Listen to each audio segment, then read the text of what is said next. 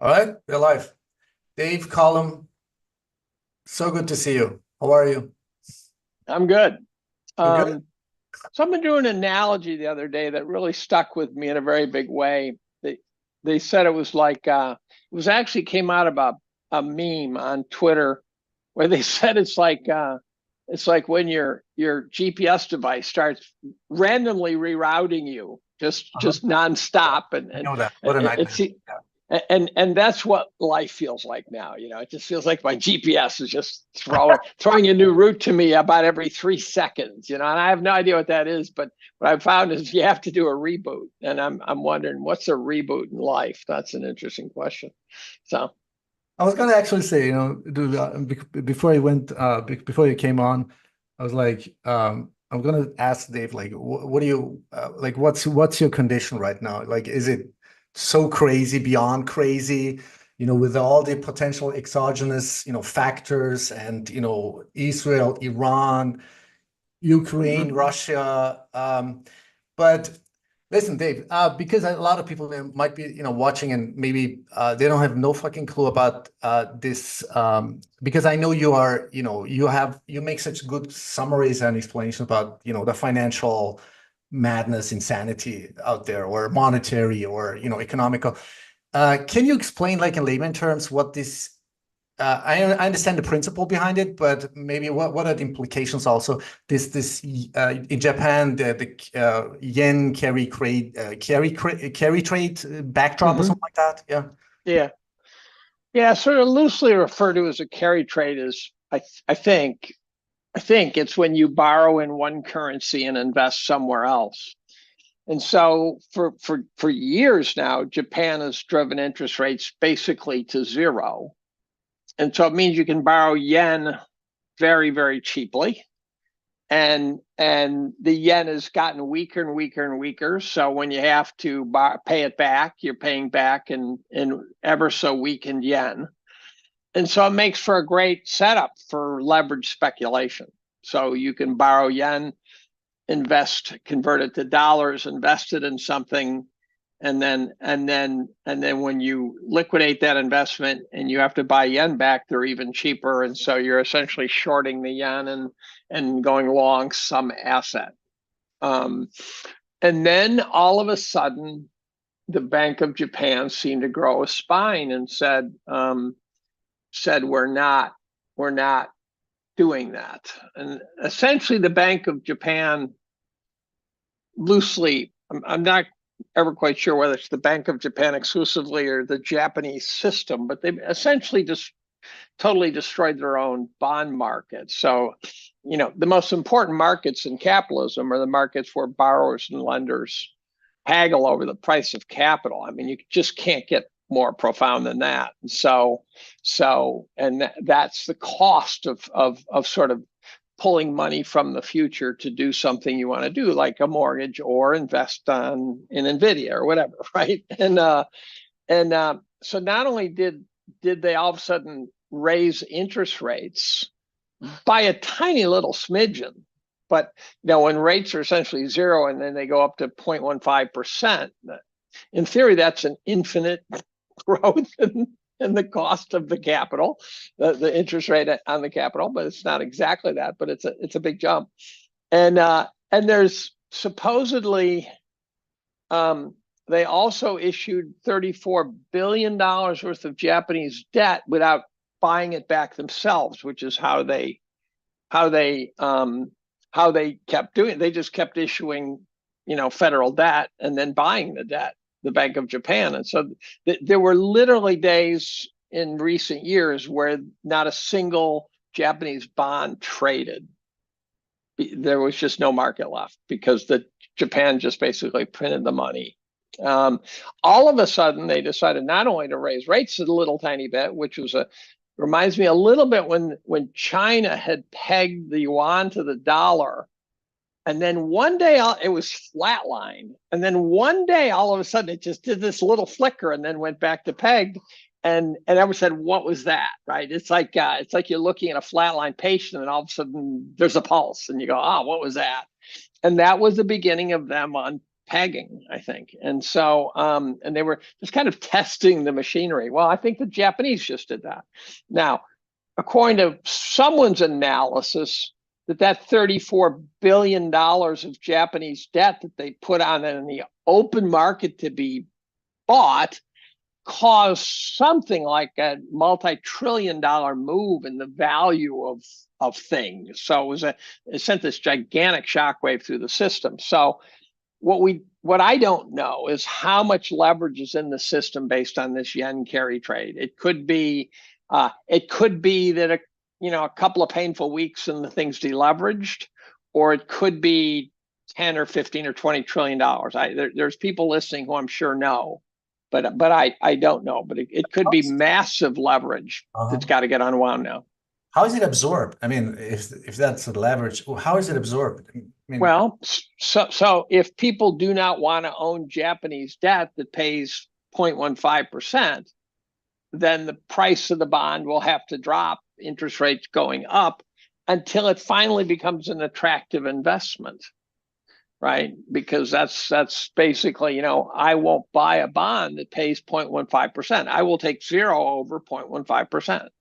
I will take 0 over 1%. To me, the cost of being safe from some sort of bond route is not worth is worth a percentage loss in sort of revenue from a bond market. So when rates were at 1% in the US, I didn't own any kind of bonds. I just was in money markets getting nothing because I didn't want to all of a sudden have that same thing happen to me. So what now we might be faced is we have to, now the market has to do price discovery on Japanese debt, which they haven't had to do for years. And as a consequence, there could be this massive shifting of assets and trying to cover the yen short.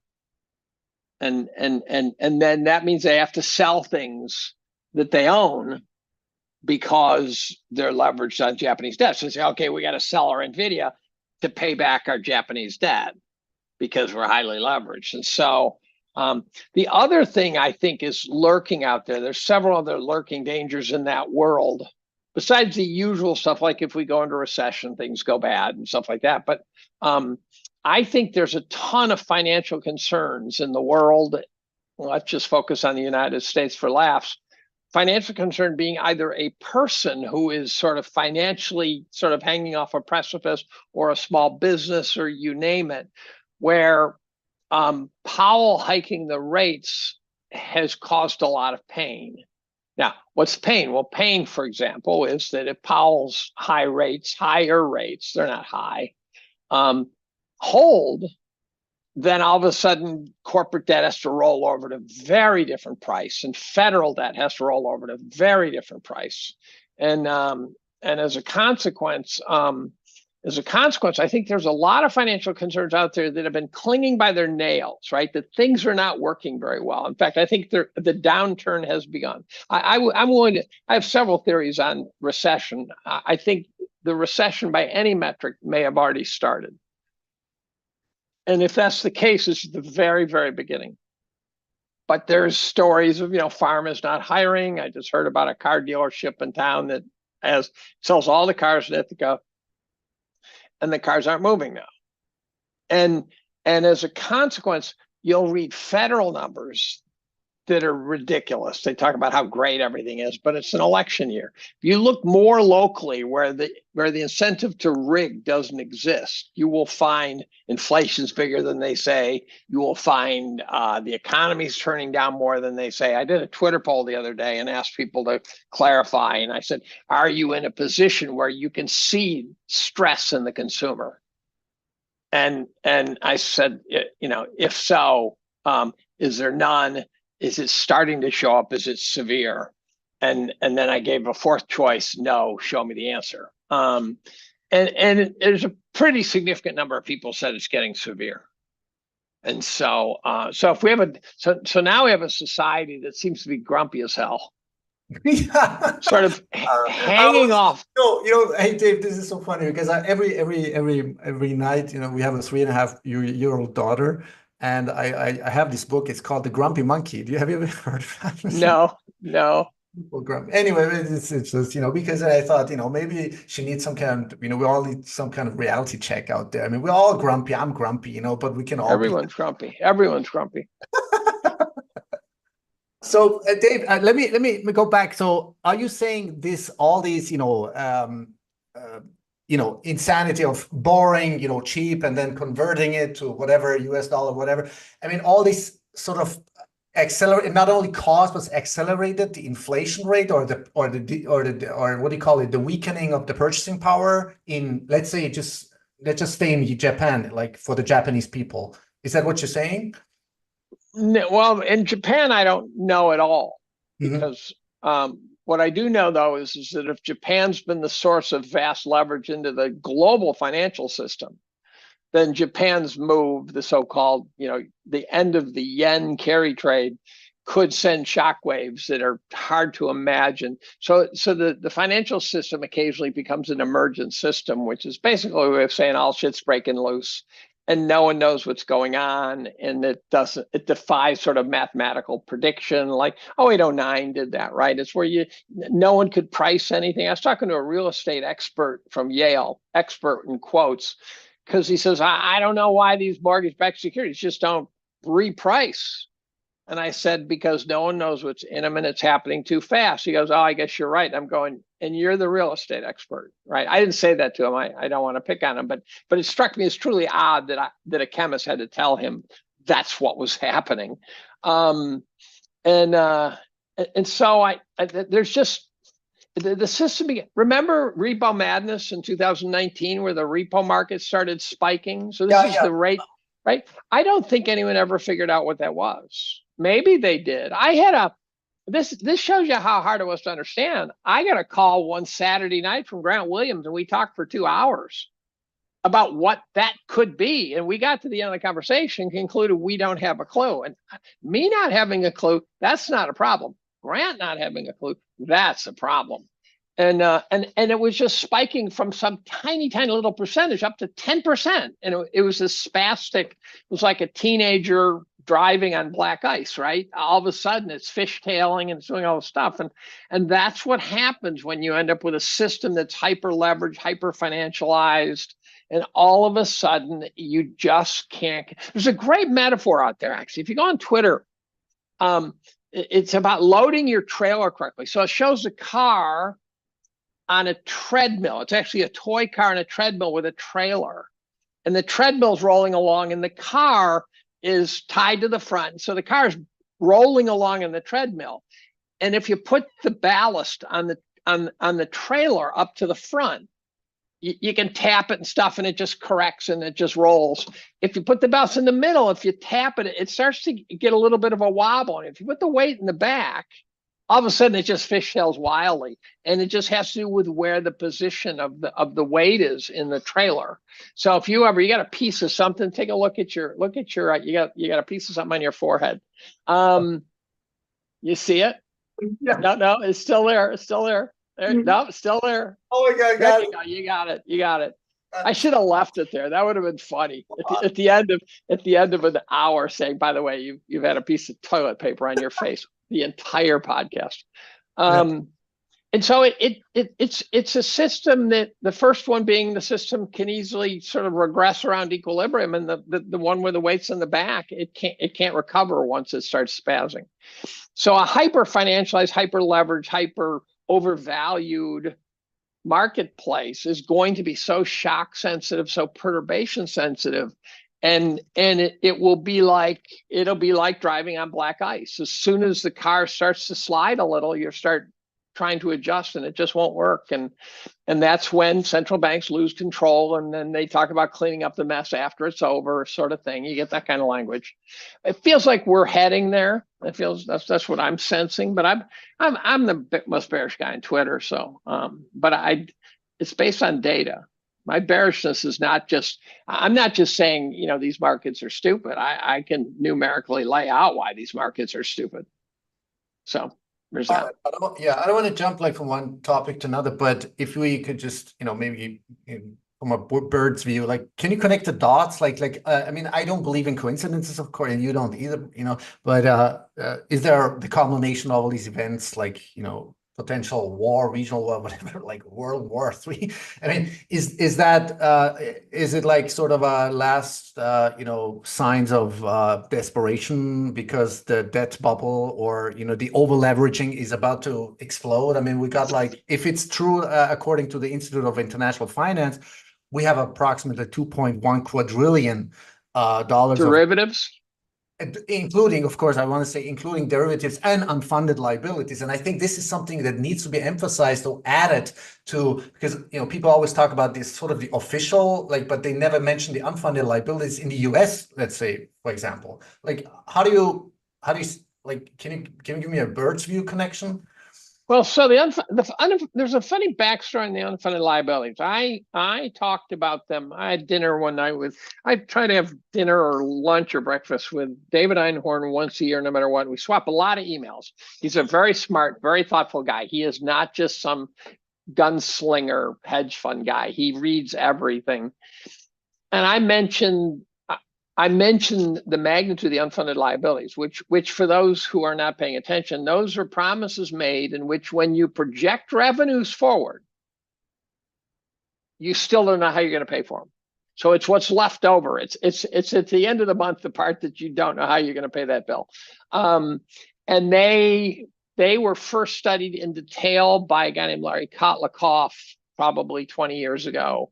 His brother is a friend of mine. I've had a few exchanges with Larry through the years. And it's 240 trillion, crudely speaking. That's about 2 million per taxpayer in the United States. Now, do you ever have to pay them all off all the time? No, but it's still a $2 million IOU that's riding on our backs. Now, I know I've not budgeted $2 million to give away, that sort of thing. And then people will say, well, we'll just inflate them away. And I go, okay, you're right. They'll now inflate away $2 million of our spending power. So please explain to me why that's good news, right? So it's kind of a flippant answer that gets the person nowhere. They're hoping that they're saying, and therefore we won't have a problem. I go, don't go to the grocery store after they start doing that, because you're going to really not like what you see. Look at your car insurance. Inflation's an evil, evil beast. And so he didn't believe the numbers. And I said, I think they're legit numbers. He said, no. He just flat said, no, send me numbers. He said, I'm a numbers guy. I'm a whatever. Send me the numbers. About a year later, I run across a document put up by the Treasury Department, signed by Janet Yellen, saying Social Security and Medicare alone are 175 trillion of unfunded liabilities. So I send it to him. This was kind of a gotcha moment, actually. It's kind of funny. I send it to him. It's a 400-page document. And I sent it to him, and he said, well, we do have a serious problem, but it's presented hyperbolically, and it's more like 70 trillion, which is not a trivial amount, but it's not 240 or 175. And I said, look at page 294, table, whatever number it was, look at the bottom line. And he sits there, and his email response back was, shit, I missed that. And so it's very real and it's serious. And so I would argue that we are in a global debt bubble. You go, well, how can you be in a global debt bubble? Because what one person owes another person has coming, and therefore it all comes out in the wash. Not true, right? If I owe you $2 million, and if I can't pay you, you don't have $2 million coming, and so we got a real problem. So one of the ways to think of let's say the leaders of the world got together and said, okay, I'll tell you what we're going to do. We're going to pay for free healthcare for everybody, free retirement for everyone. Since that proclamation is not affiliated with wealth creation, is not affiliated with production, it's not affiliated. You just, with a stroke of a pen statement, created a global debt bubble. Well, we've done that incrementally. And so we've got generations who think they are going to live at a certain quality of life. And we've got generations below them who think they're going to work a certain amount of hardness as they go through life. And they don't match. So the boomers think they're going to sit on the beach and enjoy life. the guys, the non-boomers are saying, but I'm not going to be the guy waiting your tables and serving you daiquiris and busting my ass so that you can spend money, right? And so someone's going to get screwed. And I'm guessing right now, the claim by guys like Druckenmiller and stuff say this, that the boomers are screwing the younger guys. He says 10 years ago, he started screaming about it. We really had to sort of dial back boomer expectations. What did we do over those 10 years? We created a massive asset bubble that makes boomers feel rich. So we've lost ground profoundly on this issue. Now, where it's going to get into trouble is, let's say you're a boomer and you live in a McMansion. Who's going to buy your McMansion? Exactly. No one has any money, right? So there's a global debt problem. There's a fundamental problem. But when it comes to perceptual psychology, I'm curious, like, do boomers like really understand the not only the why or what these, what do you call it, the generation Zoomers or there's all sorts of them. Millennials, there's more generations than there are genders at this point. So. Yeah, exactly. So, I mean, do they get it? I mean, do they know? Do they understand? Do they have empathy? Or I mean, do you have like sort of a perception? Like no. Okay. I'm guilty of this. For the first time, and I'd say the last year or two, I always had this sense that that I would be able to sort of go up into the cheap seats and stay out of the splash zone, and that the shit would hit the fan, but I would be out of harm's way. And it's only in the last year or two that I've begun to realize it's going to be really hard to stay out of harm's way. And a great way to see it is all of a sudden you go, well, I just took my car down to have a bunch of shit done, and it cost $1,200. And I know it wouldn't have cost more than $600 not too long ago. And so that's a case where I can't just say, well, I'm going to stay out of harm's way. I go, well, you got to fix your car though, right? You got to buy car insurance. My son just called me. He's got a car. It's a 8-year-old car. So if he's got collision, it shouldn't cost much. And it's $2,000 a year. That's just a ton of cost. And I also want to die with money in the bank, because one son's a musician, one son's doing very well, but not making a fortune it's not just living the dream. He works at the Council on Foreign Relations. It's a really great job. Really? Wow. Yeah. And he runs their events. And but neither's going to be rich. And so I don't have this look.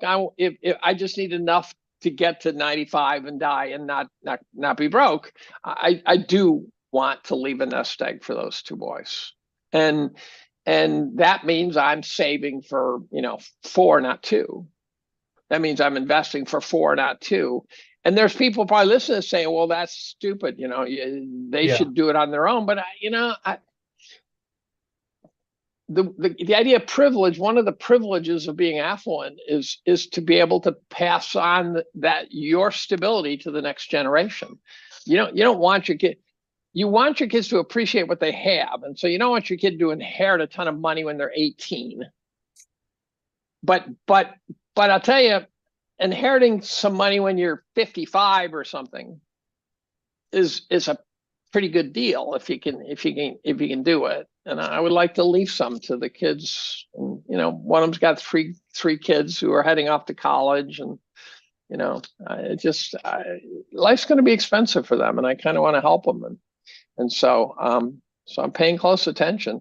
I could just retire. I mean, I could retire now. I mean, easily. You could, yeah. Oh yeah. But comfortably, even with my bearish views of the world, and provided that it didn't completely detonate. So if the banking system collapses and they do a bail-ins or something and they take everything I have, I'm still going to be sort of the one-eyed man in the line to the blind, because I have a ton of physical gold. And if they wipe out the banking system, that's going to be real wealth. That's going to be in. I have some real estate that's pretty stable looking to me. And so that's. Here, I'll show you. So I live in a house that I don't have to live in. It's utopia. and my wife is much, much happier there, and stuff like that. That's a view off my deck. Oh my God. What is that? Is a lake? Right? That's a lake. Yeah, it's Cayuga Lake looking west, sunset. I get those every night. Yeah, almost surrounded my by house. nature. Yeah. My house hangs off a 100-foot cliff that's close enough I can throw something to hit the water. I would never give this away. I mean, we're almost like 360 degrees, almost like totally surrounded by nature and the forest behind us. And I would never, I mean, if you would ask me like 15, 20 years ago, if you could imagine living in nature or, within nature, Right. could never imagine that. But now, but this house costs 3 times what I need. So right. I sold a 4-bedroom farmhouse, which was a nice old farmhouse, to move here, which means therefore it's 3 times what I need. And therefore one could say, and I did the math and said, okay, what's the biggest problem? It's not maintenance. The biggest problem turns out to be the taxes. And I did the math and what 30 years of taxes would be and say, is that worth it to me? And I decided it was. So we did it. Now that's what I call quality of life. Now you see, I mean, people, you can't just ignore it. I mean, you are constantly literally talking directly and indirectly about the loss of purchasing power, and there are some products and services. Whether you look in Austria, the States, or anywhere, it's just exponential. I mean, especially some specific products and services. It's gone to the roof, and sometimes I'm like, how can people, afford? This is like survival mode. How can people? And I think I don't know. Are we getting somewhere? I mean, do you have a time frame where this? I don't know, fiat system is, or the dollar, or the euro, or can you make a connection to the BRICS nations? Well, I can make connections to all of them.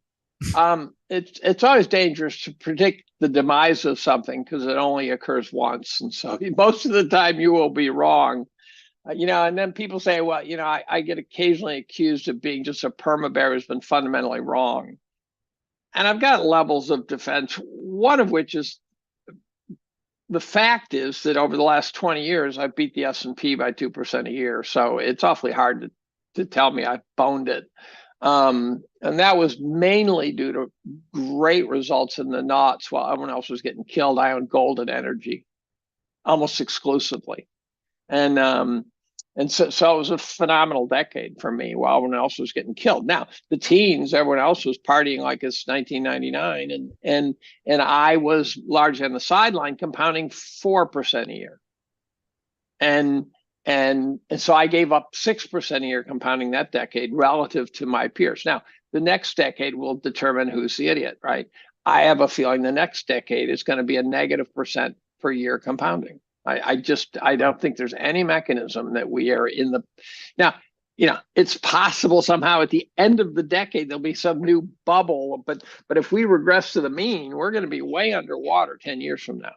Way underwater 10 years from now. It's going to take more than 10 years. I have a prediction of a 40-year bear market, but it's going to take 40 years of fairly rational economic growth and fairly rational market events that we will be even at the end of 40 years, inflation adjusted. So I was going to ask you, so do you think the BRICS nations through the de-dollarization or cooperative currency exchange or whatever, I mean, getting off, so I mean, because the majority of trade volume and the forex, and I mean, is majority, right, in dollar. Do you see like a shockwave coming? Is that, or is because the euro, I'm sorry, the dollar is the international reserve currency, and it's too rooted in this within the system that it would just take way too long until we see real repercussions, or I don't know, implosions. Well, I just read a book by Victor Davis Hanson about 4 collapsing civilizations, and they had been around for centuries, and then all of a sudden they collapsed, and the speed with which they collapsed was extraordinary. In some cases a matter of days. and then their opponents decided not only do they have to beat them, but they have to exterminate them. And so it is real a nightmare scenario, starting with Thebes and then Carthage and then the Aztecs, which I can never pronounce the empire, and then one other I keep forgetting. And they just didn't see it coming. And so there's that warning, that shot across the bow. I don't think the BRICS is about currency. I think the BRICS is about alliances. And so until recently, and this might have been inevitable, but it wasn't helped when we basically took Russia's assets using the banking system and stole them. Yeah, that doesn't give lots of trust. And so anyone watching, let's start with Russia. Putin said, you guys want to be the reserve currency and you steal our assets. How's that going to work out for you, right? Then every other country's gone, oh shit, if we piss off the United States, they're just going to take everything we have. Why would we have our assets tied up in any sort of US system? So that dramatically accelerated a rearrangement of alliances in the world. The BRICS, which used to be 4 countries, and they weren't even allied. It was 4 countries who an economist, I think it was at Citigroup or something, one of the prominent ones, sort of pieced them together and came up with the BRICS acronym. And it was just about 4 countries that were sort of emerging market powerhouses, right? But now it's starting to be a BRICS alliance, and it's got another 35 countries wanting to join the club. Those are countries that are saying, we want to hang out with this other tribe now. And so the United States no longer has these alliances, and or they're shaky, includes Saudi Arabia, and includes some serious problem children for us. I was on a call yesterday with a foreign intelligence agent. How's that? I don't want to rat him out. If I say what country he's from, it might actually tell you who he is if you're clever. Mm-hmm. But I asked, is the United States still as powerful militarily as people think? And he said, yeah, I think they are actually. So there's that. So we can still project power around the globe pretty well, and that turns out to support. That's the military dollar. But yeah, I think the sands are shifting under our feet a little bit.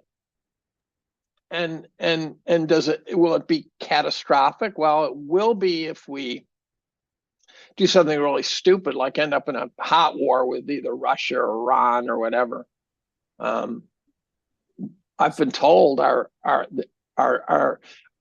military leaders, the guys who do kind of know what's going on, I'm a little doubtful. They don't want to go near Iran.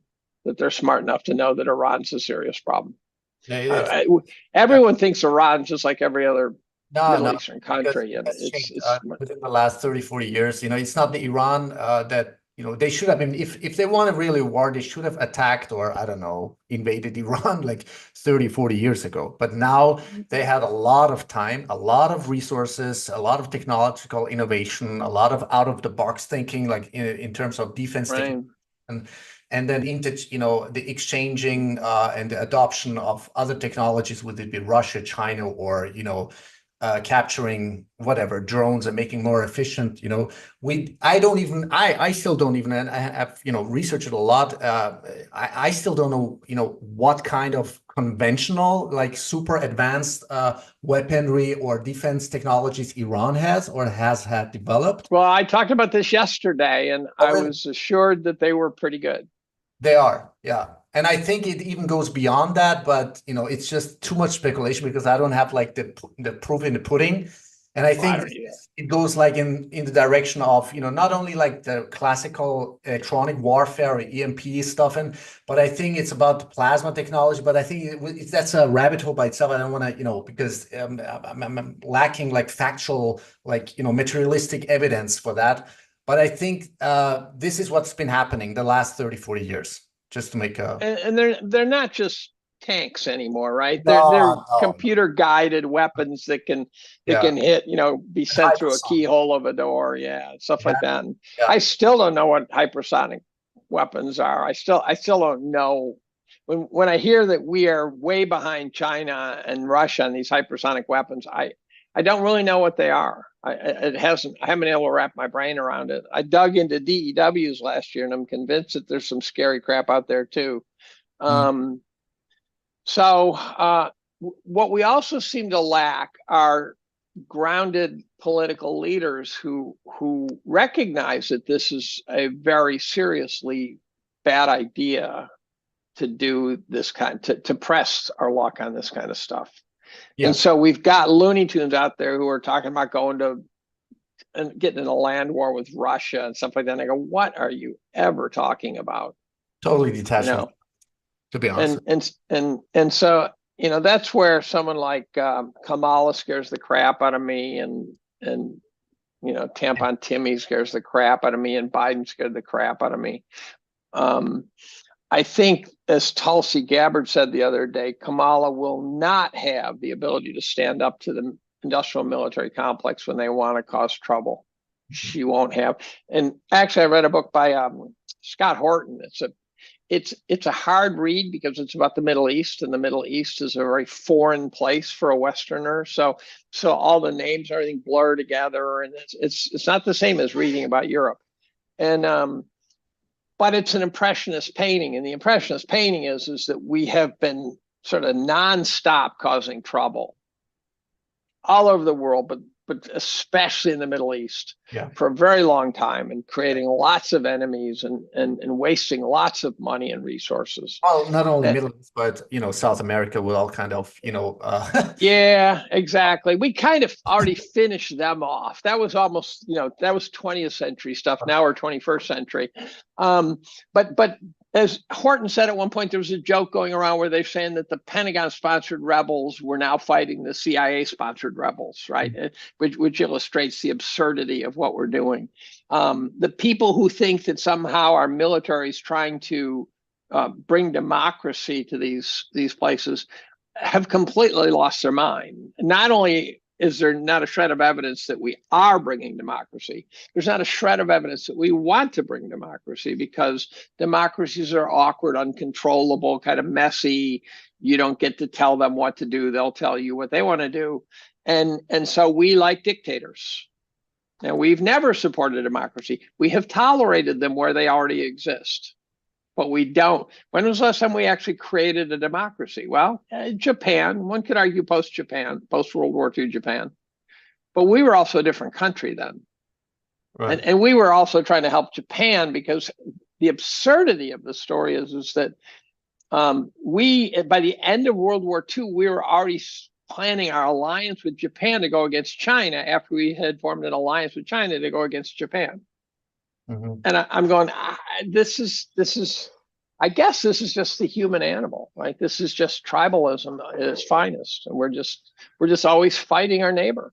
We're just always fighting our neighbor, and our neighbor's now anywhere on the globe. Right. Now, I read I don't know, sort of a proverb, like a slogan. It goes like something like that. When you want to know who your oppressors are, or who controls structures. Who can't you criticize? Yeah, exactly. Yeah. So yeah, I know. To be honest, I've been thinking a lot the last few days. Whether I want to talk to you about this, I don't want to talk about the topics itself. It's even more of a philosophical question. What have we become? What kind of society, humanity, civilization have we become, Dave, that we dare not even to question anything anymore? Or when you even have, in the face of factual evidence or new coming up, new evidence or whatever, testimonies, facts,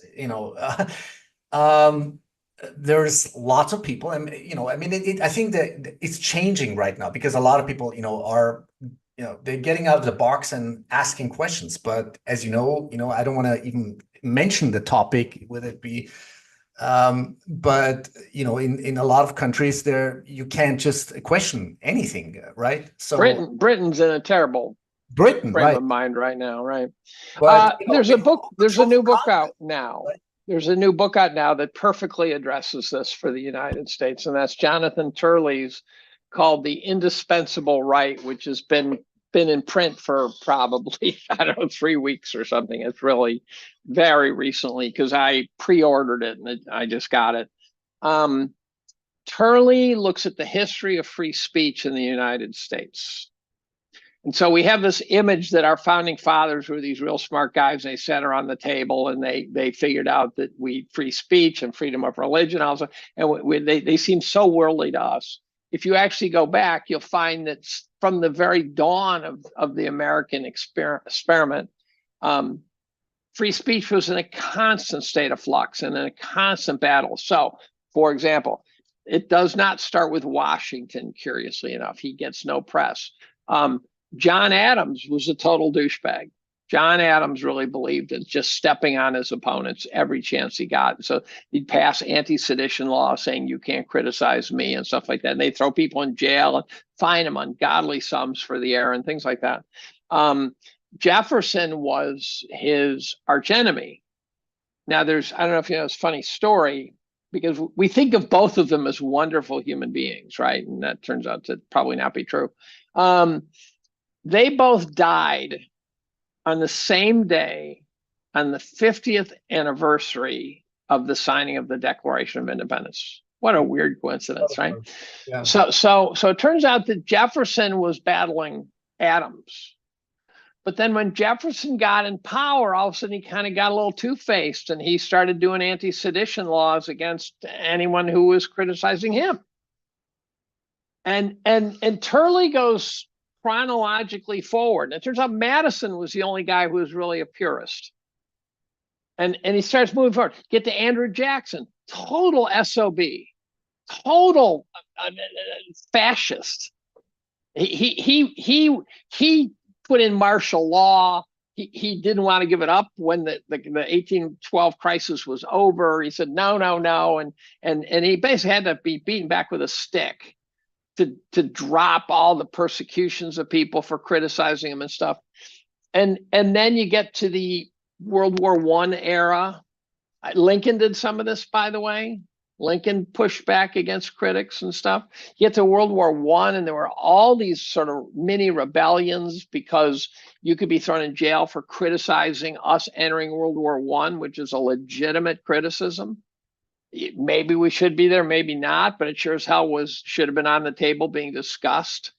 And Wilson kind of boned that one pretty badly. But and he's brilliantly teeing us up for the present. You can see him building using Supreme Court decisions and cases where some guy got thrown in jail on very scholarly book, but not boring. And you can see him working us towards the present. And the conclusion will be, he calls it the age of rage. He says every time the country gets in some dangerous, turbulent state, anti-sedition laws start showing up, and the people in power start trying to use the legal system to shut down debate, shut down discussion of COVID, January 6th, right? All these things are happening. The good news is that what Turley is ultimately showing me is that we've been here before. Right. And we're still okay. And so this may be a phase. This is we're hitting puberty or something. I don't know. And if we've been here before and we got through it, maybe we'll get through this one too, although he worries. Now, I'm not getting it from the book because I'm not done yet. But I happened to be talking to this Intel guy last night, and I had Fox News on mute behind me, and there's Turley on TV being interviewed. And I'm going, oh, I'd like to turn that sound up now. But I did at one point pick up from an interview, and he's doing, of course, book tours, where he sounds uneasy with the question of whether we will get through this phase, or could we really blow this one. Right. And I know, for example, he really opposed, for example, the conviction of George Floyd, of Chauvin. He thought that there were fundamental problems. I wrote about how it's tricky to write about Chauvin's conviction, because you could really end up having. So what I did is I wrote about why I thought it would be a difficult conviction. Mm-hmm. Not that he shouldn't be convicted, but it'd be a difficult conviction. And it turns out that the one thing I didn't see coming was nobody in that courtroom wanted to be the person to say something that the press could say it was his testimony that got Chauvin acquitted. Mm-hmm. And so they didn't nullify the jury, they nullified the witnesses. the witnesses were all avoiding saying anything that would back Chauvin. They had to get an expert from Australia, stuff like that. So we're in an age of rage again. And that's the phrase Shirley uses. The good news is we've been there before and pulled out. The bad news is we're in it and there's no guarantee we're going to pull out. And people say, are we going to have a civil war? And I go, there's no Mason-Dixon line. We could fight amongst ourselves, but then it's going to be like Rwanda or something, Hutus versus the Tutsis, where we just take machetes and, slice each other up, slice up your neighbor. I don't know what it looks like. But we're certainly, everyone's on edge, everyone's grumpy. Mm. And everyone thinks that if their team doesn't win the election, that it's the end of civilization. And I personally am more confident in Trump now than I was in 2016 by a healthy margin, in part because we had him for 4 years and he didn't break anything. Right? In part because I also think that he now knows where the spoons and forks are, and he now knows what the country needs. I actually believe Trump's very patriotic. Okay. Right? And he's a wackadoodle, right? I mean, he's got his own idiosyncrasies. I do not believe Biden is patriotic at all. At all. Right. I think Biden is an insufferable, treasonous person, as evidenced by all the things, like dumping all the money into Ukraine, opening up the southern borders, his deals with China. He just seems to be willing to throw us under the bus for any reason. Right. And I don't see Trump doing that. Of course, everyone says, oh, he's cutting deals and his family's benefiting. Well, of course, so did Obama, so did everyone else, right? This is the Beltway. This is inside the Beltway stuff. Right. And I don't even see good evidence of that. But Harris is an unknown, but I think she's such a mental midget. She scares me. Yeah, definitely. I can't take the whole clown show seriously, and I can't take Kamala. It's like, oh my God, this is like. Well, there's a woman down at the cafe where I occasionally get a breakfast in the building, and she's black, and I go, okay, you're my window to the black world. Does the black community, can they vote for Kamala? And she said, no. Yeah. They can't stand her. She said, I cannot possibly vote for her. Her argument was she put away several thousand black men for trivial charges just to ramp up her numbers. I think even child rapists. But anyway, now when you're talking about Biden administration and you're talking about you're calling that out by the official names or structures or whatever. But I'm not the only one saying that, or the first one, but it's not Biden who's controlling anything. It's certainly not Biden controlling anything. When Trump's in there, it might be Trump controlling everything. And that's to a fault, right? I mean, the other question is, for me, is this Biden? Or is this just a clone? I don't know. No, it's not Biden at all. Really? Yeah. So the problem is nor will it be Kamala, in my opinion. Okay. I think she's way too pliable. Mm-hmm. And I just don't think she has a sense of self. There's a lot of very nasty things said about Obama. I must confess, over the 8 years of his presidency, I wrote a few things that were seriously critical of him. But I didn't sit there lose sleep. The guy at the microphone was better than Clinton. You had the sense that there was a guy who had his hand on the rudder. I didn't agree with all his politics, of course, but they talked about how racial relations went down the tubes under him. But I wasn't sitting there watching it going, this guy's a disaster. He didn't bother me. Hillary scared me. Mm-hmm. Hillary scared me much. I would have taken another 4 years of Obama in a heartbeat over Hillary. Yeah. So. But I don't know. Yeah. Replacing one puppet with another one. Well, that's the problem. And they're all puppets, I think. They say Obama's, running the White House. I don't think so. I think they're all puppets. They were all groomed. I think J.D. Vance is a sketchy character, potentially. Yeah.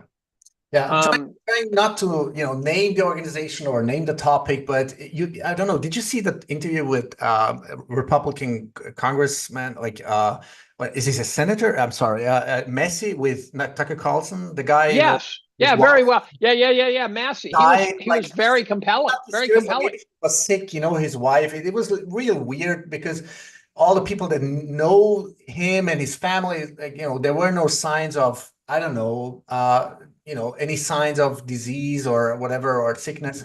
Anyway, but so I'm trying, not to talk about, because, I don't want to be, deplatformed on YouTube, but I mean, he said things maybe he might not be the very first one, but he was so articulated in, that, all of these politicians need a babysitter, a handler. You know what? Yeah, the APAC handlers. Yeah, exactly. The APAC handlers. I didn't want to name it. I didn't want to mention it, but I know, but it is what it is, right? Well, right, but you can't criticize, you can't question anything. So and I know you, Dave, you've gone into so many deeply rabbit holes with the fucking, systemic satanic pedophile, pedophilia, yep, and the blackmail, yep, system and intelligence.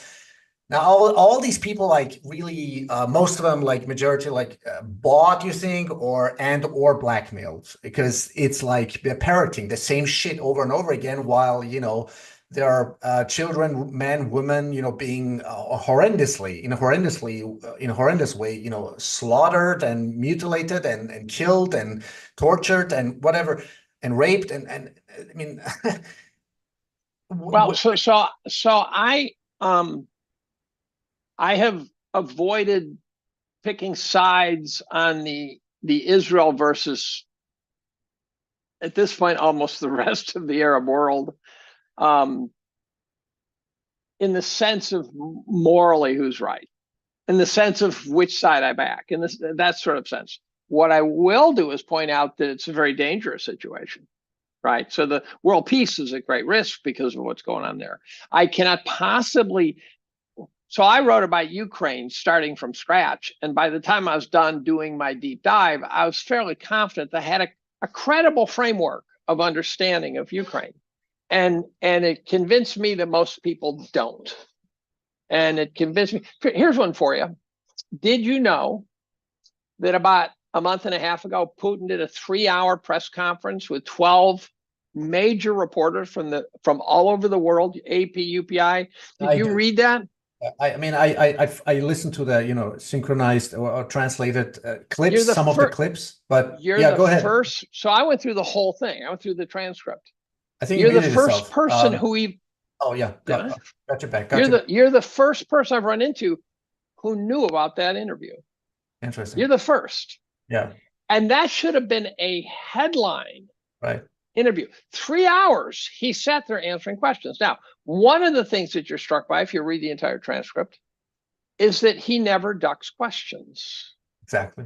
Yeah. He sits here and they say, well, you put this guy in jail, and he says, well, here's what he did. And I go, okay, sounds right. It might not be, he might be lying, but there's no sense of, put it this way, he and Kamala Harris are bookending the world on that crap. She'll cackle and he answers the question. Putin to me looks like the most grounded leader in the world. Rational, logical, and I would say brutally logical.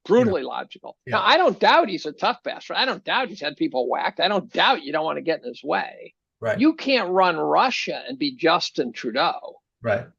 That's not going to work. And so, but he's running a country that looks almost impossible to run, and he's doing it. And so I give Putin a lot of credit. I also, in all my digging, have not been able to find any evidence that he's the aggressor in the Ukraine war. People always say, what? But he's the one who attacked. I go, you ever watched a street fight? Have you ever watched a street fight? If you go on YouTube and watch him, the guy who throws the first punch is by no means necessarily the aggressor. Mm-hmm. He's oftentimes you go, look, if I don't get in the first punch, I'm going to die here. And so Putin basically, I think NATO completely screwed that up. And I think they screwed it up on purpose. So in the sense, they didn't screw it up based on their opinion. But NATO's the aggressor. I put a 98% guilt on NATO, 98%. And I'm only saying that because there's got to be an error bar. Yeah, and I'm telling you, like Putin, especially, I love the vice president Medvedev.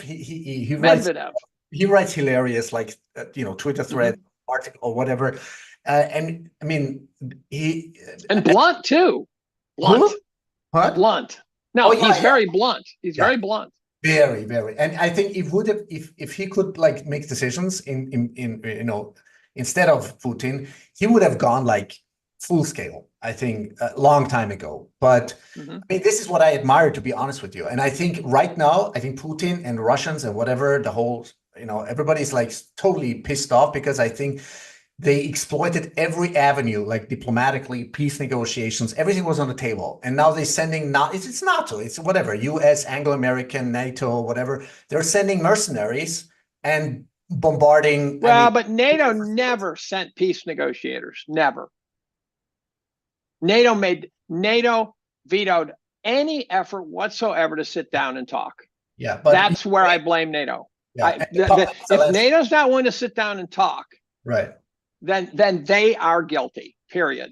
Now, there's people who say, well, Putin invaded Ukraine, therefore he's guilty, period. And I go, no, he sent in a police force. And by the way, you idiots who are not paying attention, ethnic Russians were being slaughtered inside Ukraine by the tens of thousands in the Donbass region. Exactly. Putin sent in a police force to stop that. There are literally Nazis in Ukraine. These are Nazis who celebrate, famous Nazis from World War II, their birthdays. They wear swastikas. They're Nazis. They fought Russia in World War II. Putin sent in troops. I know. The tough guy went in there and he denazified Ukraine. His goal was to find the Azov battalion, which are the tough guys that we armed, and exterminate them. Now, that is a tough guy, but that's what was the best move for Putin. That was his best play. Right. And so I cannot find a place where Putin has been on the wrong side of history. I can't find it. Yeah.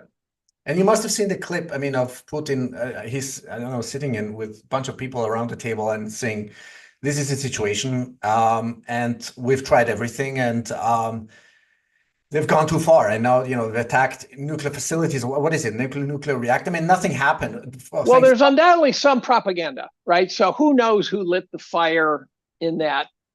Who knows where that fire come from? For all we know, it was just a screw up too. And I'm not paying close attention to that fire right now. In fact, I'm not paying close attention to Ukraine, because it's gone from being sort of this newsworthy thing to this grinding, slow massacre. Now, you say, well, he's brutalizing the Ukrainians. I go, well, that's because he started out trying to throw a shot across the bow.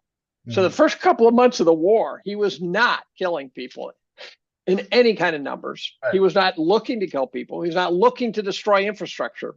And especially, trying to avoid casualties and civilian casualties. Right. And then NATO got ugly. And all of a sudden, Putin says, well, if you want to play this way, I can. And then he started destroying infrastructure, and he started to knock out Ukrainians. Now there's something like 500,000 dead Ukrainians. They are the victims. There's no Ukraine is the victims. It doesn't mean Putin's the bad guy. NATO's the bad guy. Right. And I don't know why Europe doesn't tell the United States to take a flying fuck, because they're going to have to live with Putin, and we get to hang out over here. Exactly. Yeah. And they're the ones who are going to have cold winters if the energy doesn't make its way down and stuff like that. And there's interviews with Condoleezza Rice where it's pretty clear that she thinks it would be really great if we sold natural gas to Europe rather than Putin. Right. Right. And so I have no doubt that there's some resource grabbing intentions here, where the United States would love to be able to send an ExxonMobil and Chevron into Ukraine and pump all the oil for them. So it's a mercantilism of a higher order. And if anyone thinks that Putin had any choice but to keep Ukraine from getting in under the control of NATO, you're just not reading even the most minimum amount of history of that region. No. And people, I don't know, it shocks me, it baffles me that people don't take this seriously. I'm extremely concerned, because I think, we can consider this a coincidence or not, but they've just announced, actually, Russia or Putin will announce that they're going to, take whatever, tactical weapons, whatever is necessary to, bring peace, whatever, or put this into order again. And on the other side, the Hezbollah, what if you want to call them, okay, Iran proxies, whatever. I think by the way, they just broke through the Iron Dome defense system. So I think maybe Oh, they did? I yeah, see. I missed that. I didn't know yeah, that. they did. And Okay. I think, look, David, I think this is my theory. I think maybe it might not be coordinated. Maybe it's just a coincidence. But what if, all the defense infrastructure or defense structures of Israel, of Ukraine, maybe, and then Hezbollah and the Houthis, in Yemen, what if they, go sort of as an go first and overload the system, and then Iran, might do their retaliatory strike with whatever high-tech, hypersonic, drones. So can you tell me why we're bombing Yemen? You can say we aren't bombing Yemen. Well, US-based weapons given to the Saudis bombing Yemen. Why? Why are we doing that? Do you know why? I don't have an answer to that question. No, to be honest with you, no, I don't know. People don't even know that. Now, I thought Yemenis were dying in the vicinity of sort of tens of thousands. And then someone said 500,000. So now it's getting up to Ukraine level death tolls by that number. And last night, again, talking to the Intel guy who gets to go to these meetings, he said, I think that the 500,000 is the closer number. Since when? What I mean, what Over the last handful of years. Okay, okay. That's a lot of dead people, right? That's the Civil War in the United States. That's 5 times Vietnam, right? 10 times Vietnam. That's a lot of dead people. Jesus. Right. That's interesting. Well, it might not be true. What I do know is that everyone thinks that somehow Russia is a bunch of propagandists and we tell the truth. How stupid do you have to be to believe that? I mean, you have to be an idiot to think that we don't have a propaganda. Our media, which is totally owned by the deep state, And I'll tell you why in a second. How you know? The latest example, Trump, they try to assassinate him. A guy gets killed. Former president, potentially future president, attempted assassination. And every single news channel talks about who should be fired. Really? That's the punishment? To fire somebody?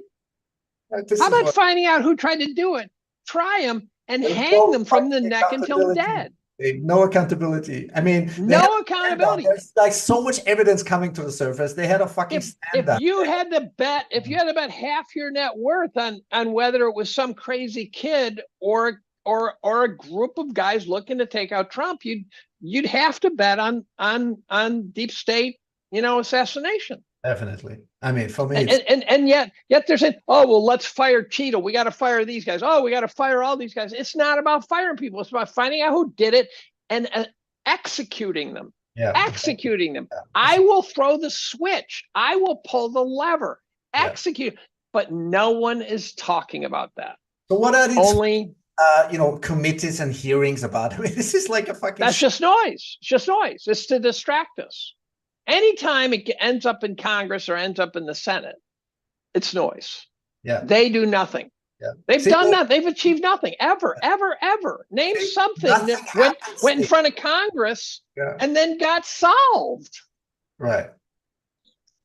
This is exactly why I wanted to ask you. I mean, who is controlling, all these people? I mean, it's becoming so fucking obvious, Dave, and I don't want to even talk about it because that's just okay. We know it ultimately has to be the banking system, of course, but we got to go. They have all the money.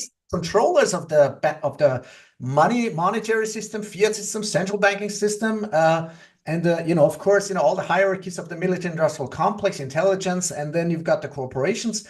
But you've got these, I mean, people have a hard time imagining, let alone comprehending that this is fucking reality. But because they don't have the time, they don't have the nerves, they don't have the energy to do all this. They got to put the kids to bed. They got to cook dinner. They got to go to work. They've got to get up in the morning. They've got to, and the problem is that, the CEO of corporations used to be a guy who started in the mailroom, and 35 years later, he's running the company. And there was this loyalty, this idea that this is my company. Right. And now it's just hired gunslingers. As long as they get their stock options, they're happy. We destroyed 3 million mom and pop businesses during COVID. And what we've discovered is that you can't just totally blow up the economy and then just sort of stand back and let it self-assemble. It's not self-assembling. You say, "Oh yeah, it's self-assembling." No, it hasn't. Right? Try to get something done. Try to get healthcare. No, it has not self-assembled. What we're discovering is that the small businesses were the connective tissue. Mm-hmm. They were the capillaries for the blood flow. And maybe General Electric and these guys are the hearts and the big valves, but you need the capillaries for the system to work. And we've removed them. So now we have a bunch of major corporations and nothing else. Exactly.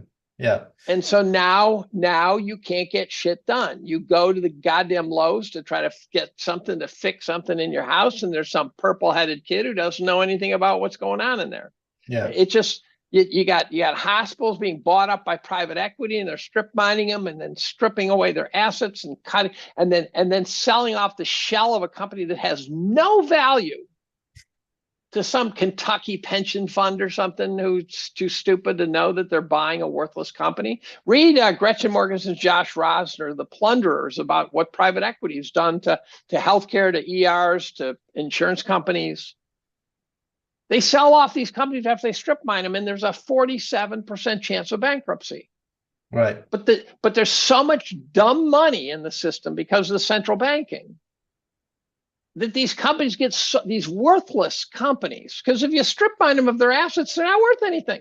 Exactly. Yeah. But they sell them off because there's so much money sloshing around the system that there's money to buy them. But we're destroying our ability to create wealth. Yeah. So war is coming. I think there's a war coming, Dave, and I think there's no coincidence. And I don't know, to be honest, I don't know what to think about Donald Trump. But by now, I still think he's been groomed. He had mentors. He's had great mentors.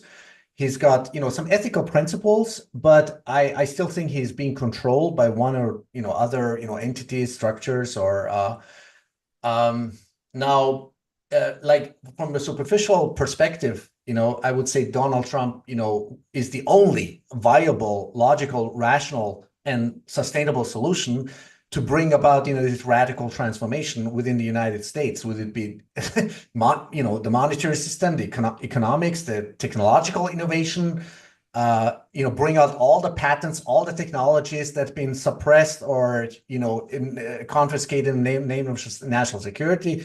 I mean, I want to know, your opinion about this whole secrecy, what is it called? Invention Secrecy Act or something like that of 1951, where it is possible to confiscate or sort of keep it hidden, certain technologies or patents or innovation in the name of national security. Well, they did that before 1951. So, for example, like the Jeep was invented by a private company, and the military said, "Sorry, that's now ours." Oh, interesting. Okay. Yeah, so they were doing it before. They just codified it. They just made it official. Yeah. And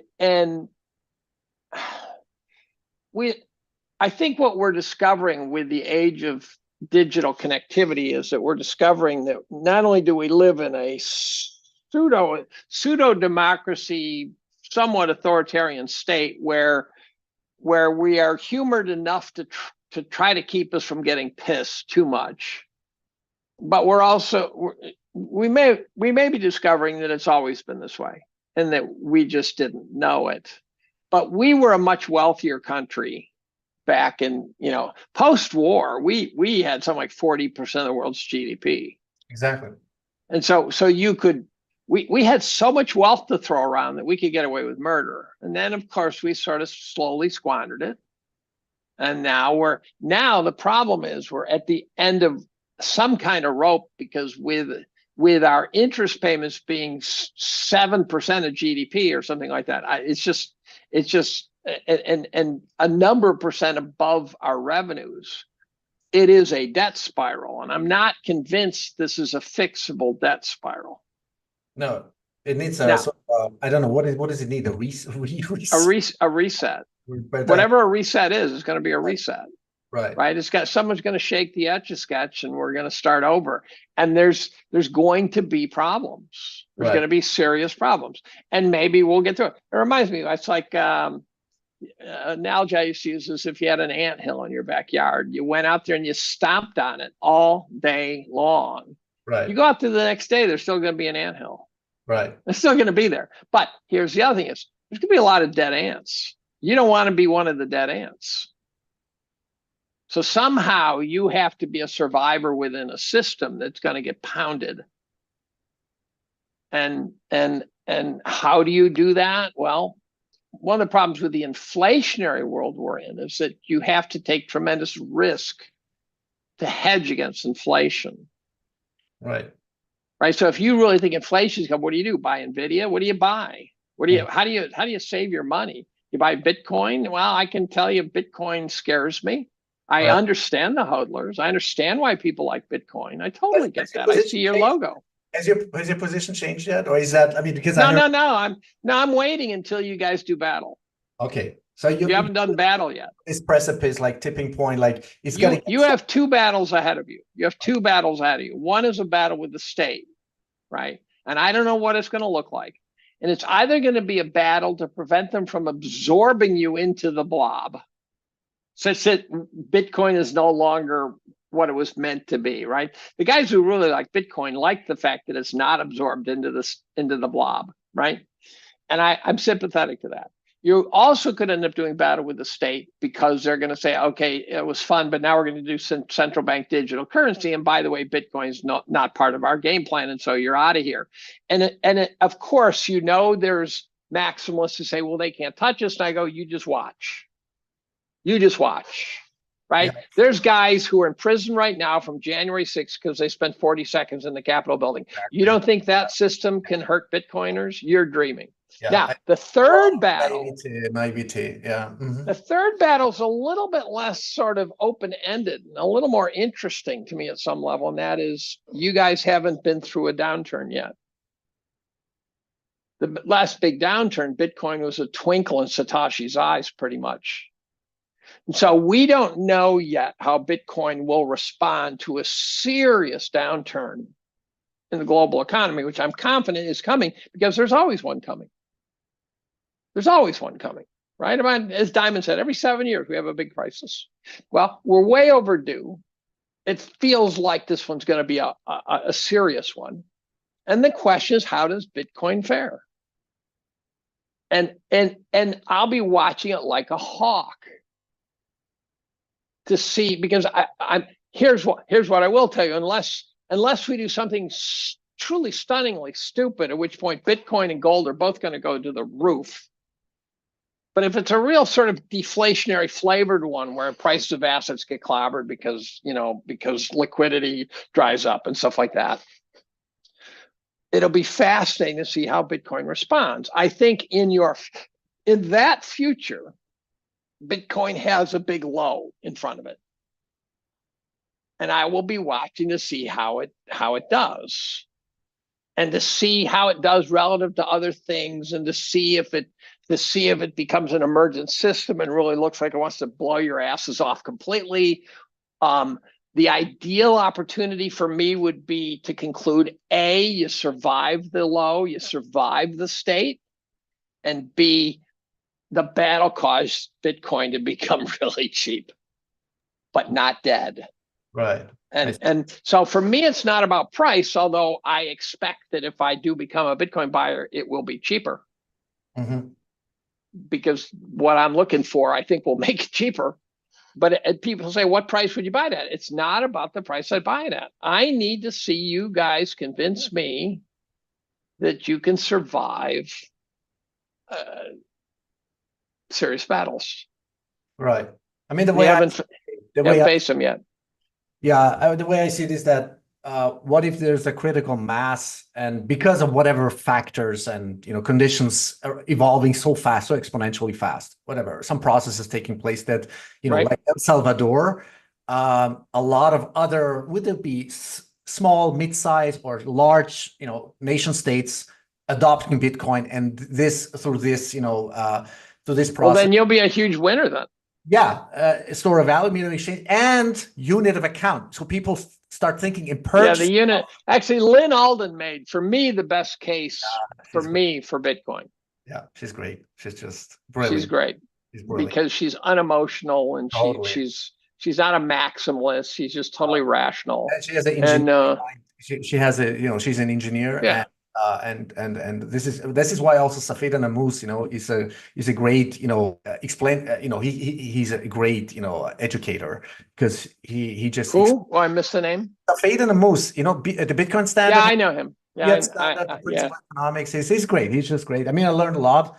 And yeah, so I think I'm hoping, I'm totally optimistic, but I have high hopes that there is, because of all these factors, because of, potential impending, whatever, regional war, escalating war, Ukraine, Israel, Iran, and by the way, before I forget it, because Trump, I mean, I hope he's playing I'm hoping he's playing a 5D chess game, as people want to call it.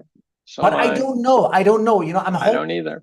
He comes out and, he becomes president, or maybe he is still wartime president, according to some military, law experts, whatever. It's a deep other rabbit hole. But if he becomes, he hinted in some of his speeches that he will,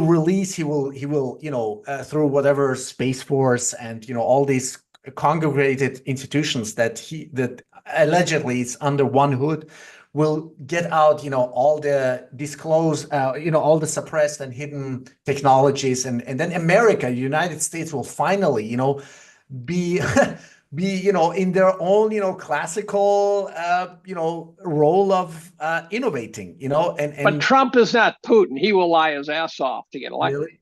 Okay. Oh yeah, right. I mean, he's a New York City developer, right? One of the funniest I read. What the fuck book was it?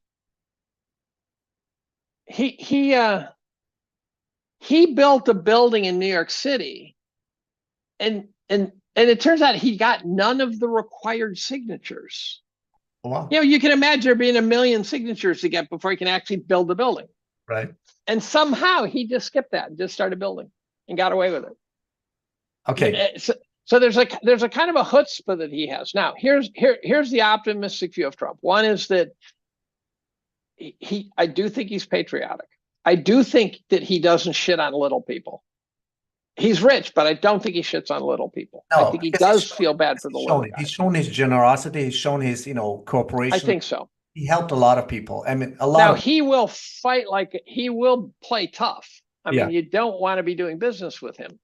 But the other thing is, his first term, he was in a perpetual battle. He didn't know who he could trust. He didn't know how the system worked. And his narcissism got in his way. I think he's now weaponized narcissism. I think he's now realized he wants to not just have his name on the White House, which would be an old Trump. He wants to be one of the greats. Yeah. And he realizes he's got to be great to be one of the greats. So I think optimistically his second term is going to be, okay, I know where the spoons and forks are. I know who I can trust. I'm going to put, Douglas McGregor, Secretary of Defense. I'm going to put, Bobby Kennedy into some position that he gets to oversee pharma and all those guys. He's going to put in fighters. They're going to be domestic warriors. And is it going to finally drain the swamp? And well, I don't think he can drain it, but he's going to build a moat around the White House. Okay. That prevents. Now, this is the optimistic view, and then he's going to build a wall. He should have built that wall. I don't think that wall should not have been negotiable, and he didn't do it. His weakness is things like pressuring the Fed to drop rates and pumping the stock market and crap like that. Ironically, his weakness is his at some level is his economics, right? I think his geopolitics are better than his economics. Uh-huh. And so I'm happy to give him another chance. And I think the country wants a person to do what I think he's going to try to do. I think we're very unsatisfied with a demented old man in the White House. Right. He's looking a little I don't know if he's just waiting for Kamala's honeymoon period to end or what, but he's kind of AWOL right now, and that might be a tactical reason. Right. Let him burn off all the energy and all the steam. And by the way, I'm still trying to figure out. I did see evidence that they were using AI to create crowds. At first, I thought that might be bullshit, but there's one, like, for example, she gets off a plane and they show all sorts of people cheering, and they showed how it was made. And I go, oh, that's a problem. So I do not. If you believe the poll showing Kamala is winning, I think you're pretty stupid, actually. You know, if you believe any poll, I think you're pretty stupid. The polls they just make this shit up. They just make it up. Now, do you think, now going back to Donald Trump, Dave, do you think that, okay, you're saying optimistically speaking, now Donald Trump has got the intentions, he's patriotic, he's got the vision, he's got, the mission, he's got the narcissism that he's weaponizing. Does he have, or has he been having, or will he have, like, the military intelligence, resources, power, to do all that shit? I mean, the question is can he figure out who to put in the positions that he needs to have people there? And trust, right? To trust. And I don't mean to trust to lick his ass trust. I mean to trust to make good calls. And I'm hoping that he does. And I think the people who think he can't, they're suffering from, they hate him too much. They hate him too much. I was on a Zoom call with a Department of Defense intelligence officer, different one. This is serious player, best I can tell. And he was talking about how Trump's way smarter and way more clever than many people give him credit. And he was saying that Trump has altered the political landscape for decades. Wow. So we'll see. I'd like to give him another 4 years. That'll be, and he's not running for re-election, so he won't be fighting that fight, which is, I think, what screwed him up in the first 4 years, is he was too worried about re-election. Okay, gotcha. And he forgot that he had to get something done in the first 4 years. He will not be running for re-election now. And he's not an autocrat. He's not that, the people who say that, they're either liars or stupid, right? They're just dumber than bricks. I can't help you. Wear a helmet, get therapy. I don't know. No, this is what I'm concerned about. I mean, is Donald Trump so strong, and does he have the, the network, the resources, militarily, intel, and the strategies to pull this, to pull this off? I don't know. Well, so Horton claims that both Obama and Trump tried to push back against the industrial military complex and eventually had to cave. Now, Trump also had been talked into putting some serious douchebags in his cabinet, like Josh Bolton. Holy cow. When he put Josh Bolton in there, I just wanted to blow my brains out. I could not believe he put Josh Bolton in there. And so I don't think he'll make mistakes like that again.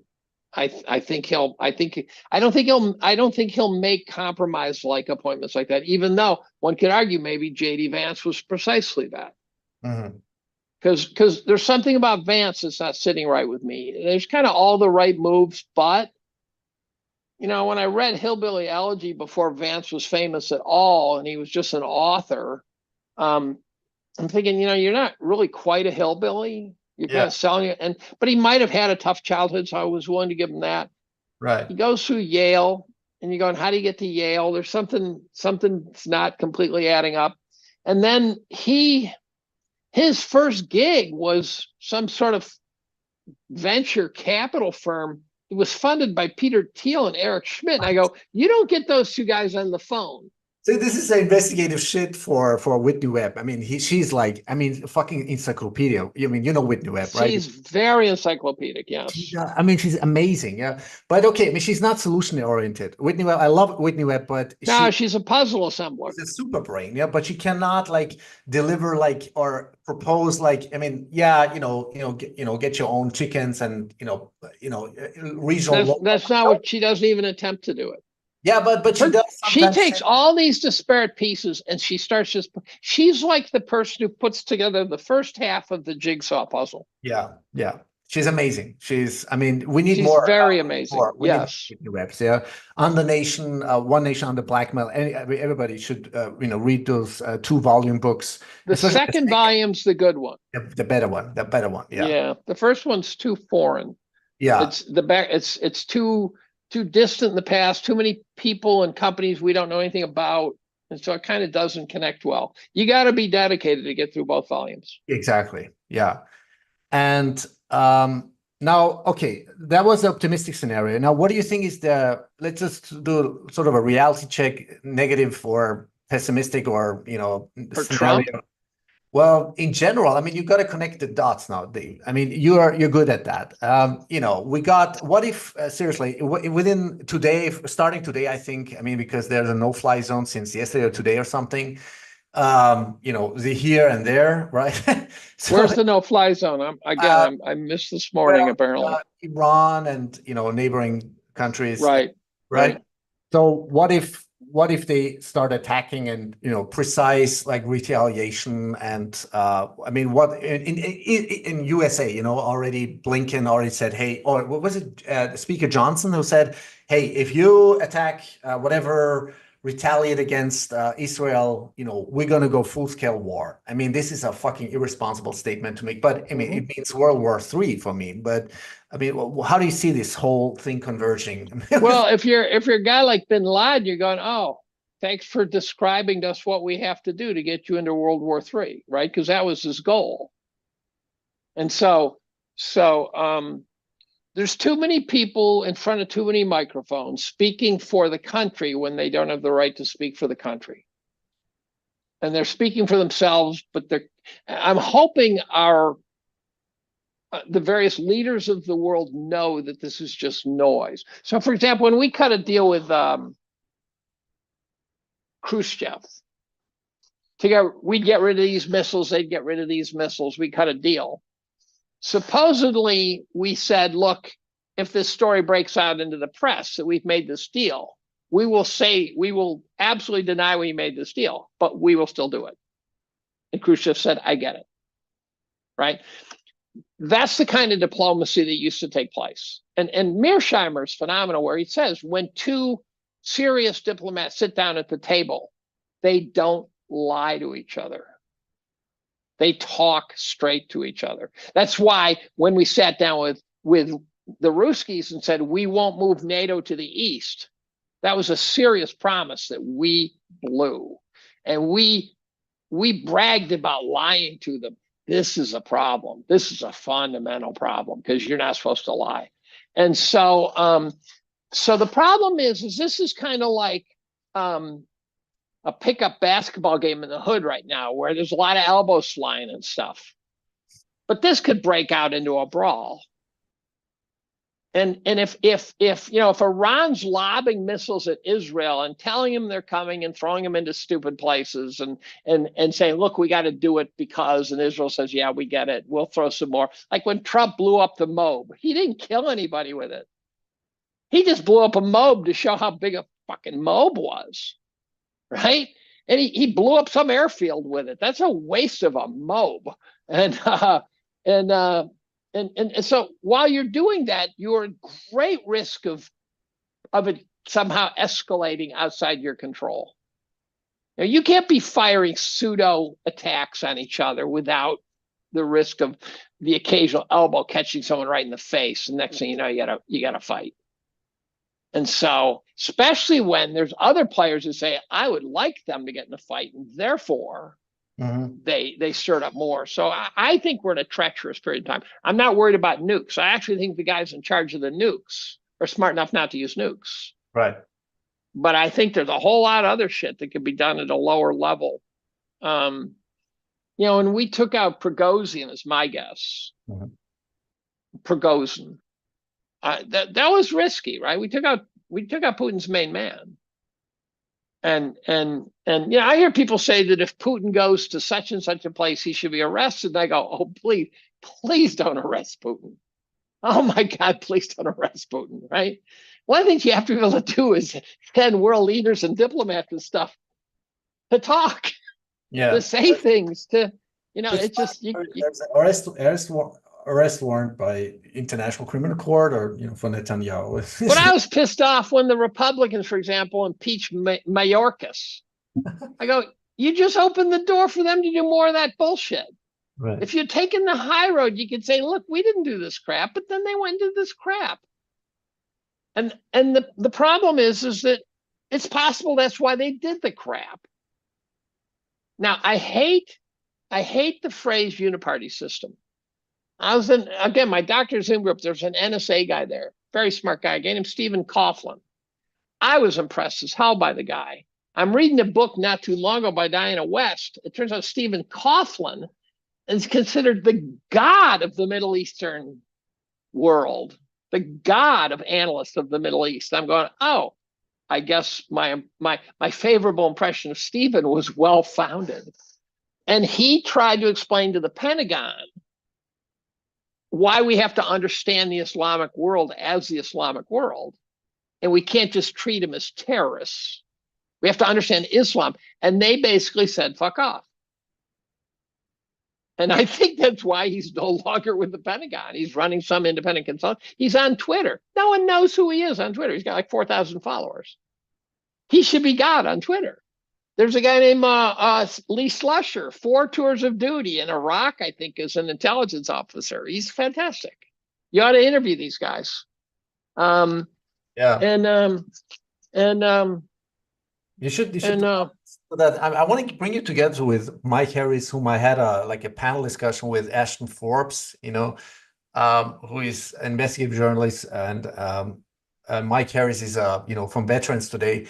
I think you guys would be very interesting, to go in some rabbit holes for the public to hear. I'm happy to do it. One of the complicating things, this is happening twice in 1 week on me, where they bring in a podcast will bring in a person, say, oh, we should do a 3-way with Dave. And then what happens, it means we're about to do a 3-way a week after they did a podcast already. And I'm going, well, what you should do is anticipate it being a potentially interesting 3-way and just do the 3-way, right? So I'd happily, the 3-ways are great because that means you can just shut up until you can let the other 2 lay some foundation work for you, and you can just lay low. And so I do these podcasts with Luongo and James Kunstler and Tommy Kerrigan. I love those. They are free for all. They really are interesting. And we each, depending on the topic, there'll be 2 of us at any one time sort of raving about some topic, and then it'll switch over to 2 others. And we all have our kind of role, and they work pretty well. So we can do it once a week. We could do one of those once a week. But so I'm going to do something this week with, I did something with, what was it last week I did something with Tracy Schuchart, who's a trader, investing money manager. And this week I'm going to do something with a 3-way with Mike Ferris and Melody Wright, who's a real estate expert. Interesting. Okay. And she knows how bad the real estate market is now. Is it really bad? Well, I've seen her do podcasts with other real estate experts, and they would say something. She'd say, no, this is why that's not correct. Right. And she's got this real mild-mannered, sort of girlish face, and then she just owns them. And so we're going to do a 3-way this week, Wednesday, I think, and that'll be fun. That'll be fun. So, yeah, I'm happy to do the 3-ways or the 4-ways. Awesome. Yeah. Dave, are there any anything topic-wise that you're grinding with, you're researching besides the topic? Well, besides the weird dark stuff, I'm scheduled to have a talk with a guy who supposedly was trafficked as a kid and is now some sort. I think he also ended up in the PSYOP world. You say, how can you do both? But it turns out you can be groomed from the trafficking world to be part of the trafficking world from the executive end. Right. And I have he does podcasts where he wears a latex mask and talks through a muffled voice. And if you showed it to 1,000 people, they'd all say, why are you listening to this guy? And I go, because I've listened to the guy enough to know that he actually knows something important. So I'm going to have a phone call with him, and I'm going to, and the goal in that world is I'm trying to figure out how you distinguish fact from fiction. Right. If you think separating fact from fiction in geopolitics is hard, right, go into the trafficking world and try to separate fact from fiction. And so I did a podcast with Nick Bryant, who is one of the real scholars of trafficking. I did a podcast with him a couple of weeks ago, and that was great. But Nick is a fact-based guy, doesn't like speculating. And so it kept getting steered back to the things he knew. And I know what he knows. I mean, I've read what he knows. And I kept wanting to say, well, what about this? What do you think about that? He'd go agnostic on me. Right. Because he'd say, I haven't had time to dig into that. I go, but what do you think? Right. I kind of wanted him to, you know, and there were some things like I talked about Pizzagate. And he said, you know, there's evidence to this really screwy, but I don't have the smoking gun. I worked hard. I haven't found the smoking gun, you know, that sort of thing. You know what's difficult, Dave? I think most people, and I know it from, you know, our own, you know, environmental condition, people who are surrounded, or, you know, people that people have a hard time imagining or understanding that, you know, how can these things, you know, be kept secret or, you know, obfuscated like for such a long time? Would it be, you know, technology or blackmail, pedophilia, or adrenochrome, or all this shit? Or do you know Annika Lucas? I was actually the first one. Annika Lucas, yeah. Did you interview her? I was supposed to have an interview with her. I'm not sure whether it's still online on my YouTube channel, but it was a few years ago. I was one of the first ones to have an interview with her. And she like blew, I mean, she's so fucking awesome. Now somebody interviewed her, and the podcaster was in tears listening to the story she was telling. It is. But she never called, I mean, you know, for good reasons, of course, she never calls like out, you know, names. She doesn't name. Well, they always, her and there's a woman named Kathy O'Brien, and it turns out they will only call out people who are now dead. Mm-hmm. Yeah. And then there's, what scares me about this world is there's what I call the pedo hunters, serious players who seem to be calling out everyone. I mean, they really look like they have balls the size of cantaloupes. Liz Crocken, for example, is one of the real slash and burn sort of pursuers of truth. I worry I'm misreading them. I worry that they are not who they appear to be, and I'm going to get somehow duped. Like, for example, I think Sound of Freedom, the documentary. I'm not sure about this movie anymore. Yeah. Well, it's very shaky. And I think Ballard actually joined my Dr. Zoom group, but the troll showed up and I got blocked out, so I couldn't even ask him questions. But there's just when he first got attacked, I thought, oh, those are the pedo guys fighting back. And then I'm going, no, there are problems with this story. Yeah. And so I think he there might be some truth in there, but he spotted opportunity, and he's been very loose with the truth, I think. Right. But it still served the purpose of underscoring to the public the fact that there is this problem. Right. But then I think he's a grifter. I mean, I think he's really out there, you know, making money, and there's some guilt by association. There's people that you go, you shouldn't be hanging out with that guy. I don't think so. There's something wrong here. Yeah. You know who's really good at this, especially when it comes to people like Michael Flynn, you know, General Michael Flynn. He talks about Pizzagate. Pizzagate. Yeah, that too. But then there's I just sent you that link from or his Twitter handle, Proletario Ariel is his name. His Twitter name Ariel. I'm not sure whether you're following him. When did you send this? Did you just send this right now to your group on the Zoom group chat? I won't see it there. Send me a DM. Yeah, I'll send you a DM. But the guy is really thorough with his investigative research, and there's a lot of shocking, like, you know, research done on all kinds of people. You know, even Liz Crocking, and so, you know, you get a totally different picture. Well, that's the other thing I've learned is you can read 5 different authors on the same subject, and you realize you're getting 5 opinions. Yeah. Of course. And I've read books now that say, look, the mega bankers funded the start of and the continuation of the Soviet Union. Why not? Well, but then it leads you to some pretty dark places, because then all of a sudden it explains why, for example, the press covered for Stalin nonstop. Right. The press kept writing puff pieces on Stalin while he was slaughtering people. And then this gets to one of the strangest questions I've ever asked. And that is, and it's a dangerous one, but I think I know how to pose the question without being dangerous about it. And that is, you say, why did Hitler kill all the Jews? Now, you know it's because A, he's a sick bastard, right? Let's start with that. He was a completely psychotic sick bastard. And B, we know that you pick an enemy and you unify your country around that. But I'm not sure that's a good argument, because I'm not convinced that the average German knew how much was going on at all in terms of extermination of Jews. So that argument doesn't work for me. But I have this deeper question, and that is, did Hitler pick on the Jews for some tactical reason? Is there some reason that, even forget about his dementia, forget about the brutality, and forget about all that, was there a tactical reason why I picked on the Jews? And I've asked colleagues, I have a colleague who's got a Nobel Prize who lived in an attic for 2 years. I mean, I talked to them about sort of explain to me through the lens of Judaism what this means, right? That sort of thing.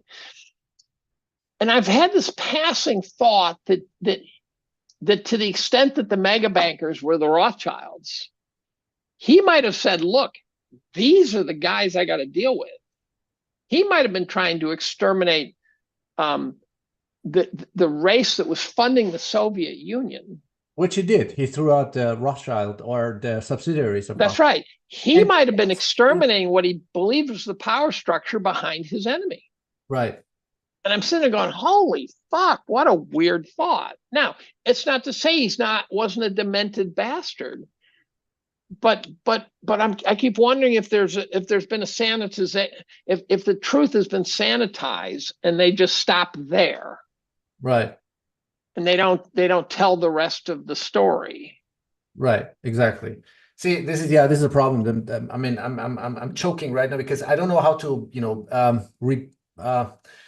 I don't want to even go there, because now I understand. I know. Now I understand. I know. Because, when you have so much new evidence or testimonies or, real, genuine research going on, but you do not dare to question anything, because with it, that's because you end up in trouble. The Zionists, the Holocaust, it just, it's, Bolshevism. Why have we never learned about Bolshevism? I mean, how many 60 million Christians were slaughtered systematically?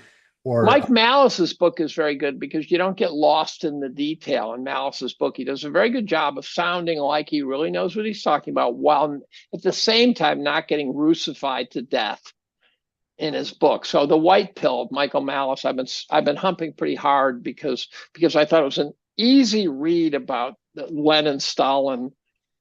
And eventually, the oddest thing was when Khrushchev took power, he basically stood up there and said, we can't do this again, right? So Khrushchev denounced his predecessors for their brutality. We don't hear that, do we? Even that simple thing does not get told. We don't hear that World War I was not really started by the Archduke getting shot. Exactly, yeah. Or the Nuremberg trials. There's a lot of not only inconsistencies, a lot of judicial torturing of German prisoners. We never, and not that many got executed. And one could make the argument there was a lot more people who were maybe deserving of the gas chamber for them than we got. So there's a kind of a show trial feel to the Nuremberg trials.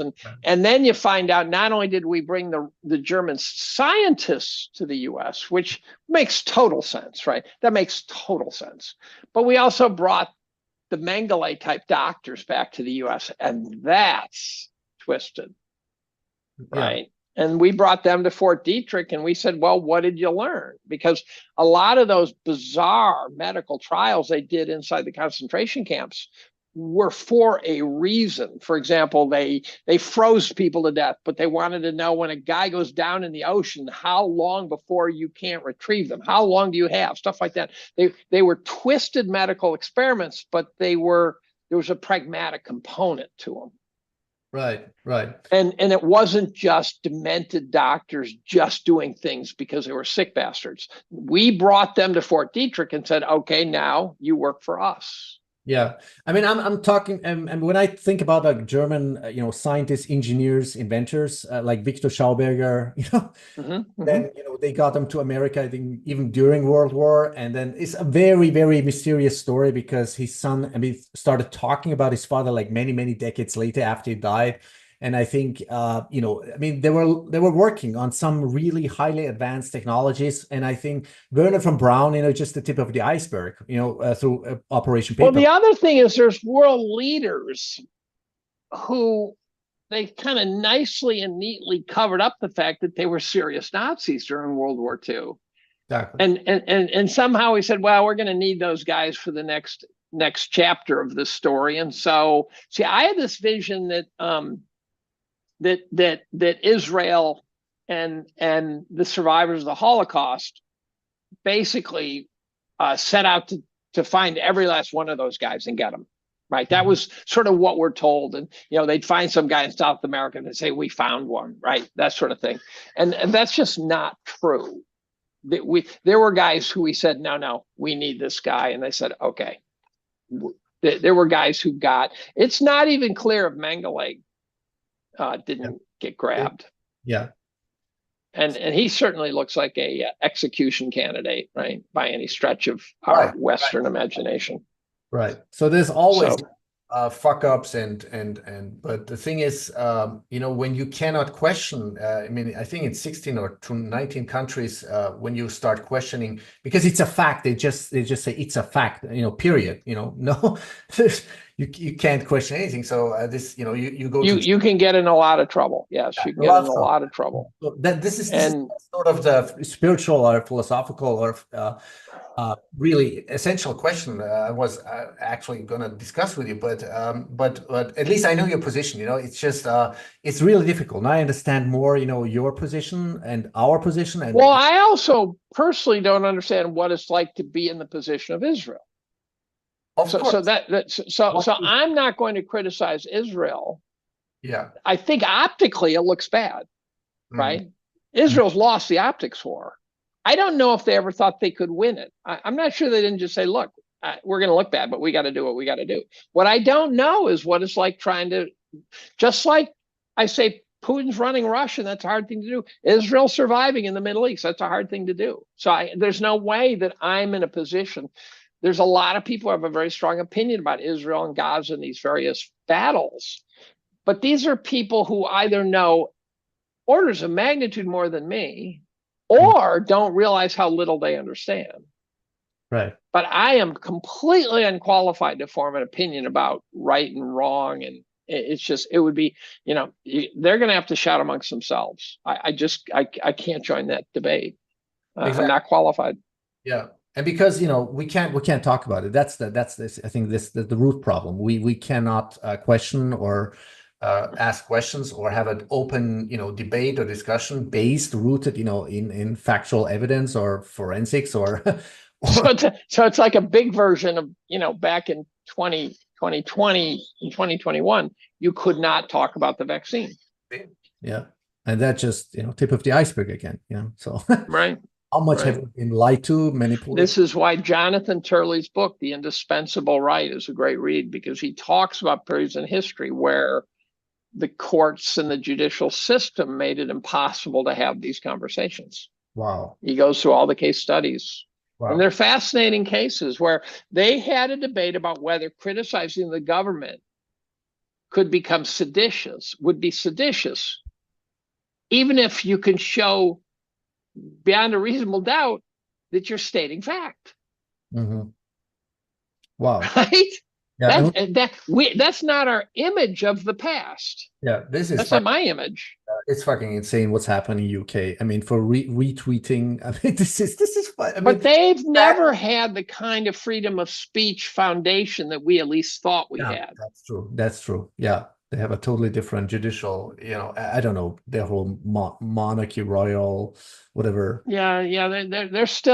They are still in part what we fought against. Exactly. Yeah. And so, I don't know, on an optimistic note, would you say it has like reached a tipping point where it's overboiling and now, more people are waking up with it be, well, at the tipping point, we're also at the tipping point where the economy is about to turn down and people are already grumpy. So if we're at the top, right? We're within a few percent of the market top, right? I have the markets. I've got fair value in the S&P in the high teens, maybe. That's fair value. That's historical fair value in the high teens. People can't fathom that. Now, if we return to that, you look at our current state of mind as a nation. Now, what's it going to be like when we're sitting down there in the high teens? And the boomers lost half of their retirement. Wow. And people have lost jobs and unemployment's back to 10%. They're going to be really grumpy. So I worry. I don't think I've ever seen, I don't think there's a good example of a market top where the sentiment of the population is so bad. Right. And it's accelerating. I mean, look at the zombification of companies with it in Germany, in the US. I mean, insolvencies through the roof. There is no productivity anymore. There's no productivity. Well, look at the biggest companies and ask, what do they do that's worth a shit? Mm-hmm. Tesla makes cars that I don't think people want. There are people who will buy them, but the electric car market's going to tank, I think, badly. Twitter, we just chat, right? I mean, it's unclear what Twitter is, but compared to Facebook, it's phenomenal. Yeah. Facebook, if it went away today, the world would be a better place. Yeah. NVIDIA has a market cap of a medium-sized country, and sells chips that they don't even make. Right. And that their vendor financing and there's something I heard the number 5,000 startups on AI, which makes sense to me. Anyone who can code is probably trying to do a startup. They're all buying chips furiously now. Yeah. But they have no revenue, so they're going to go bankrupt.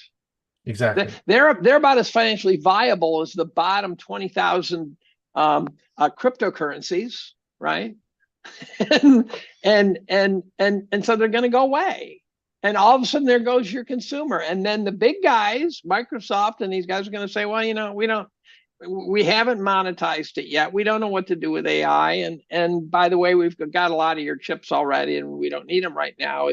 Cash flows are a little light because we're in a downturn. And so I think NVIDIA could do a 95% swan dive. That's $2.7 trillion. Right. Taken right off the books. That's wealth destruction. That's perceived wealth destruction. Yeah, but in order to have that evolution, that technological, economical, civilization, we need a total transformation. Would it be whatever? But we need. But it's not clear AI is even good news. Yeah, I'm not saying, but AI is just one segment, or robotics or whatever. I'm talking about like propulsion system, energy, healing, technologies. All this, I think it's already there. We got it, we have it, but it just, we don't have access to it. Well, I think, for example, windmills will be eventually be shown to be worthless. Not only worthless, it's one of the most toxic, most irresponsible toxic. Right. And I think the solar panels are sketchy. They're certainly razor thin energy profits if they do exist. And I asked an energy security analyst, not a guy who sells securities, but rather a guy who's involved, geopolitical security analyst. And I said, are these alternative energies net energy positive? And he says, well, the guy who's most expert at this, I think his name was WWIII, he cited maybe. And he said, and his conclusion is no way, no how. So when you can pump a barrel of oil out of Saudi Arabia, or out of the Bakken or whatever, these alternative energies, they're so energy intensive. A hailstorm can take out the biggest goddamn solar farm in the country. Right. And they have a life expectancy of a golden retriever, right? I mean, they're not going to last. We don't know what to do with them when they're done. And so I think there's so much fraudulent And business scientific fraud, this whole CO2, I can't believe this. I mean, the climate change story is outlandish, outlandish story. And it's not even close to a valid story, yet you've got 95% of the population. Actually, the number's dropping. I heard that the climate narrative had dropped from 64% to 45% support. So that the good news is that maybe that one's tanking too. Maybe the gender bending is tanking. You know, that's the other one. You know, the frontal lobotomy won the Nobel Prize in medicine. I doubt that people would support frontal lobotomies now. At least I would support one for some politicians, but I think we're going to look back at what we did to a bunch of kids on gender transition, and it's going to be one of the most horrific chapters in history. Beyond shameful. And we're going to go, what the hell did we do? It's going to be like the Salem witch trials, where they're going to look up and say, what the fuck did we just do? We just killed a couple hundred people because a bunch of teenage girls told us they were witches. Exactly. Yeah. And, you know, I think only people who have children like me and you really, you know, go into this other dimension of, you know, consciousness, spirituality, and logical, rational thinking, and the low time preference, you know, like what kind of future do you want for your own children? I mean, what is happening? Here's the funny thing. I heard that if you look at the transitions of the youngsters, you almost invariably find it traces back to mom, not dad. Interesting. So it's moms.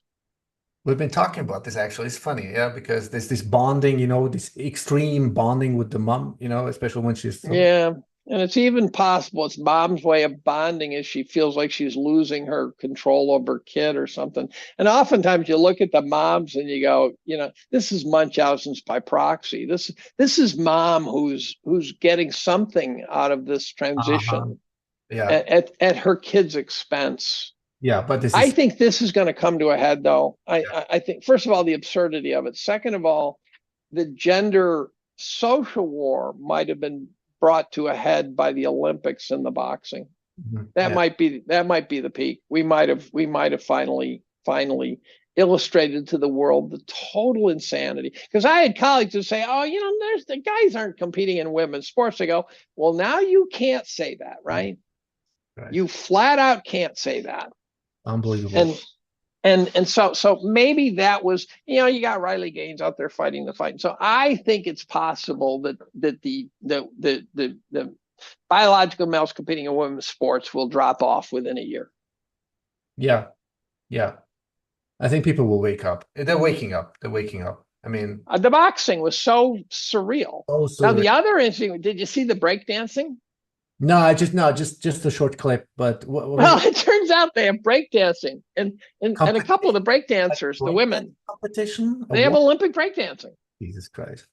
A couple of the women, one of them's beyond pathetic, almost like she's a spoof or something. And so now there's people making videos imitating him, where in the corner she's breakdancing and they're breakdancing and they're just flopping around the floor. And now the Australian government's come out and said people should stop harassing the breakdancers, right? There's one where they show the chick breakdancing. Yeah. And then for the last 30 seconds, they show an 8-year-old boy breakdancing, and he's phenomenal. He's phenomenal, exactly. Yeah, phenomenal. And you're going, this is, and it turns out the chick that they're mocking, turns out it's one of these social justice themes. You know, it's not just it's not a chick who loves breakdancing. It's breakdancing with gender implications and shit. And I'm going, and you somehow got it into the Olympics. How insane. The whole Olympics has been a disaster. They're swimming in a sewer. They're you know, they had a blackout. They've got break dancers. They've got the gymnastics turns out to have turned into a mess, which you probably wouldn't know about if you weren't tied to gymnastics. And the boxers and the satanic rituals in the beginning and the end, Dave. I mean, the one at the end was almost worse because what they had was a bunch of guys doing some tumbling passes. First of all, it had a kind of demonic theme again. right? Yeah. But then they had these tumblers, and it was like they taught football players how to tumble. They were so awkward and clunky, and I'm going, they're not even graceful. And I'm going, what are you doing? I could have rounded up. I could have rounded up several dozen collegiate gymnasts from the United States and hired them to do that. We got to just articulate it, David. I mean, this is just what do you call it? Satanic inversion. It's like a constant inversion of, you know. Have you ever seen the 2012 opening ceremony to the London Olympics? Which one was that? Where they show satanic theme. Jesus Christ. Pure satanic theme. Oh my God. Who is financing? Tell me. What's that? Who's financing this shit? Who's financing? I don't know, but the satanic theme of the 2012 London Olympics is weird. I mean, it's literally a satanic cult. There's kids in beds and pajamas being haunted by demons coming down. There's satanic symbolism up around the thing. The whole thing makes your head explode, and you're going, holy crap, who's doing this? And it gets back to this question of, are we being gaslit by some... Are they trying to destroy our society by just turning us into a bunch of pawns? I don't know. But the London Olympics is way worse, by the way, than this Olympics. The London opening ceremony is way worse than this one. Okay. Now, we live in really fucking times. It's so crazy. It's such a bad movie. I mean, I wanted to go even into the rabbit hole of the exponential reduction weakening of the magnetic field of the Earth, which I'm a big fan of Ben Davidson because he's like evidence-based, like data analysis. So do you buy his model? You buy his model? Totally. Within the next years. I think, yeah, it's a precipice. So I watched him with Brett Weinstein. Ben Davidson did a podcast. He's Sun Weatherman, right? Sun Weatherman on Twitter. Yeah. He did a Brett Weinstein interview, and Brett has been following this since 2015. Which impressed, and Brett really, really knew his stuff and was bearing down and getting him to clarify stuff. So go look up. Yeah. So you got to go find the Brett one, because Brett is very good at saying it's sort of articulating the unknowns and the questions. Sure. Okay. Yeah. And what's complicated in Davidson's story is he talks about the pole shift every 6,000 years, now every 12,000 years. This is a bad one. Yeah. But if you look up the USGS, they say the pole reverses every 740,000 years. And so they're talking about two different geomagnetic events. And I don't know where the disagreement is. Okay. So I think Ben's talking about something where the pole moves. And I think the USGS is talking about where the pole reverses. Oh, I see. Okay. But somehow Ben's much higher frequency, and I don't know where the disagreement is. Yeah, maybe I'll send you like a short video, like a 15-20 minutes, where he summarizes all his his research but I think we as a planet Earth has become just much more vulnerable, because that's why you see all those symptoms, like whatever aurora effects or whatever. It's much more right. But because, and in fact, the aurora from a couple of months ago was a bad sign. Yeah, but because but here's what people have to know: that if Davidson's right, just to get to the bottom line of Davidson's story, if Davidson's right, we could fry the entire global electronic system. Exactly. Yeah. In a matter of a day or two. Bitcoin is the least concern. All the Bitcoin. I know. So then the question is Davidson got a good model? Now, one of the guys who seems to sign off, but he doesn't agree with Davidson about the details, but he seems to be chasing the same bogey, is Climate Skeptic, who's a genius. Okay. And I don't know who he is, but on Twitter he's Climate Skeptic. And is that really it? Am I blowing that one up? But I don't think so. And Climate Skeptic, and I've had exchanges with him. I thought maybe he was a robot. I thought maybe he was a robot because he was so prolific. But let me put, now it's not Climate Skeptic, at least not that one.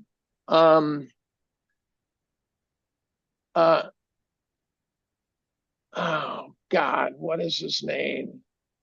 No, Has he ever had Okay. interaction like a back and forth like with Ben Davidson on Twitter or? Ethical skeptic. Oh, yeah, of Ethical skeptic. course. Yeah. I asked him if he did podcasts, and he says no. And I got this feeling there was some reason why he didn't want to. Mhm. I know a bunch of guys who don't do podcasts who'd be an unbelievable breath Yeah. of fresh air. Yeah. So a guy reached out to me from Ithaca, an engineer from Ithaca, who said I want to have lunch and talk, and we talk about climate change. It turns out he had put together this massive document laying out the scientific case against climate change. And so then I hooked him up with Tom Nelson, and he goes through it with Tom Nelson. Right. And it's a spectacularly thorough analysis of climate change. It turns out he's the CEO of a pretty decent sized company and stuff. He just retired, and it's very scholarly. And his name is Tom Kurz, Kurz. Uh-huh. So if you look up Tom Nelson, Tom Kurz, you will find that presentation. Yeah. And there's some. I like doing podcasts with Tom Nelson, by the way. He's funny as shit. He's very funny. Have you had Tom Nelson on? Sure. No, not yet. Not yet. You should have Tom Nelson on because he's very entertaining. I mean, he's got a great. Okay, it doesn't matter. No, what's his background? He's a code writer. Okay. He is Tom A. Nelson on Twitter. All right. Okay, let me get in touch with him. And I did a podcast with him, and the click count soared. So I brought the whack job component into his Twitter feed. But he created movie Climate the Movie. Oh, okay. I think I've seen this one. Yeah, Climate the Movie. That's his pinned tweet. Climate the Movie. Yeah. And he created this documentary with someone else, of which I think the other guy was most of the force behind the movie. I think Tom was certainly brains behind it, but the other guy really drove the truck. Yeah. And I mean, what's obvious, Dave, is that the evidence and there are some serious voices, even so-called Nobel Prize winners coming out. It's like tons of them. It's all bullshit. It's scientific fraud. You can't find a solar physicist who buys the model. Exactly. The solar physicists are all saying this is bullshit. Bullshit. You know, the former head of the National Academy of Sciences, the head of NASA's temperature monitoring program, the founder of Greenpeace, 2022 Nobel Prize in physics, many Nobel Prizes in physics.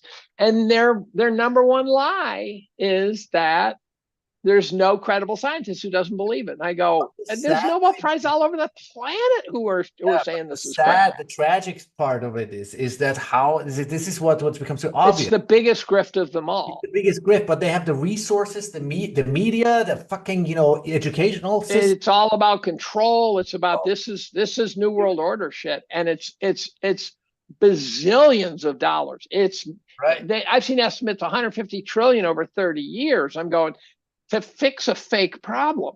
Exactly. Yeah.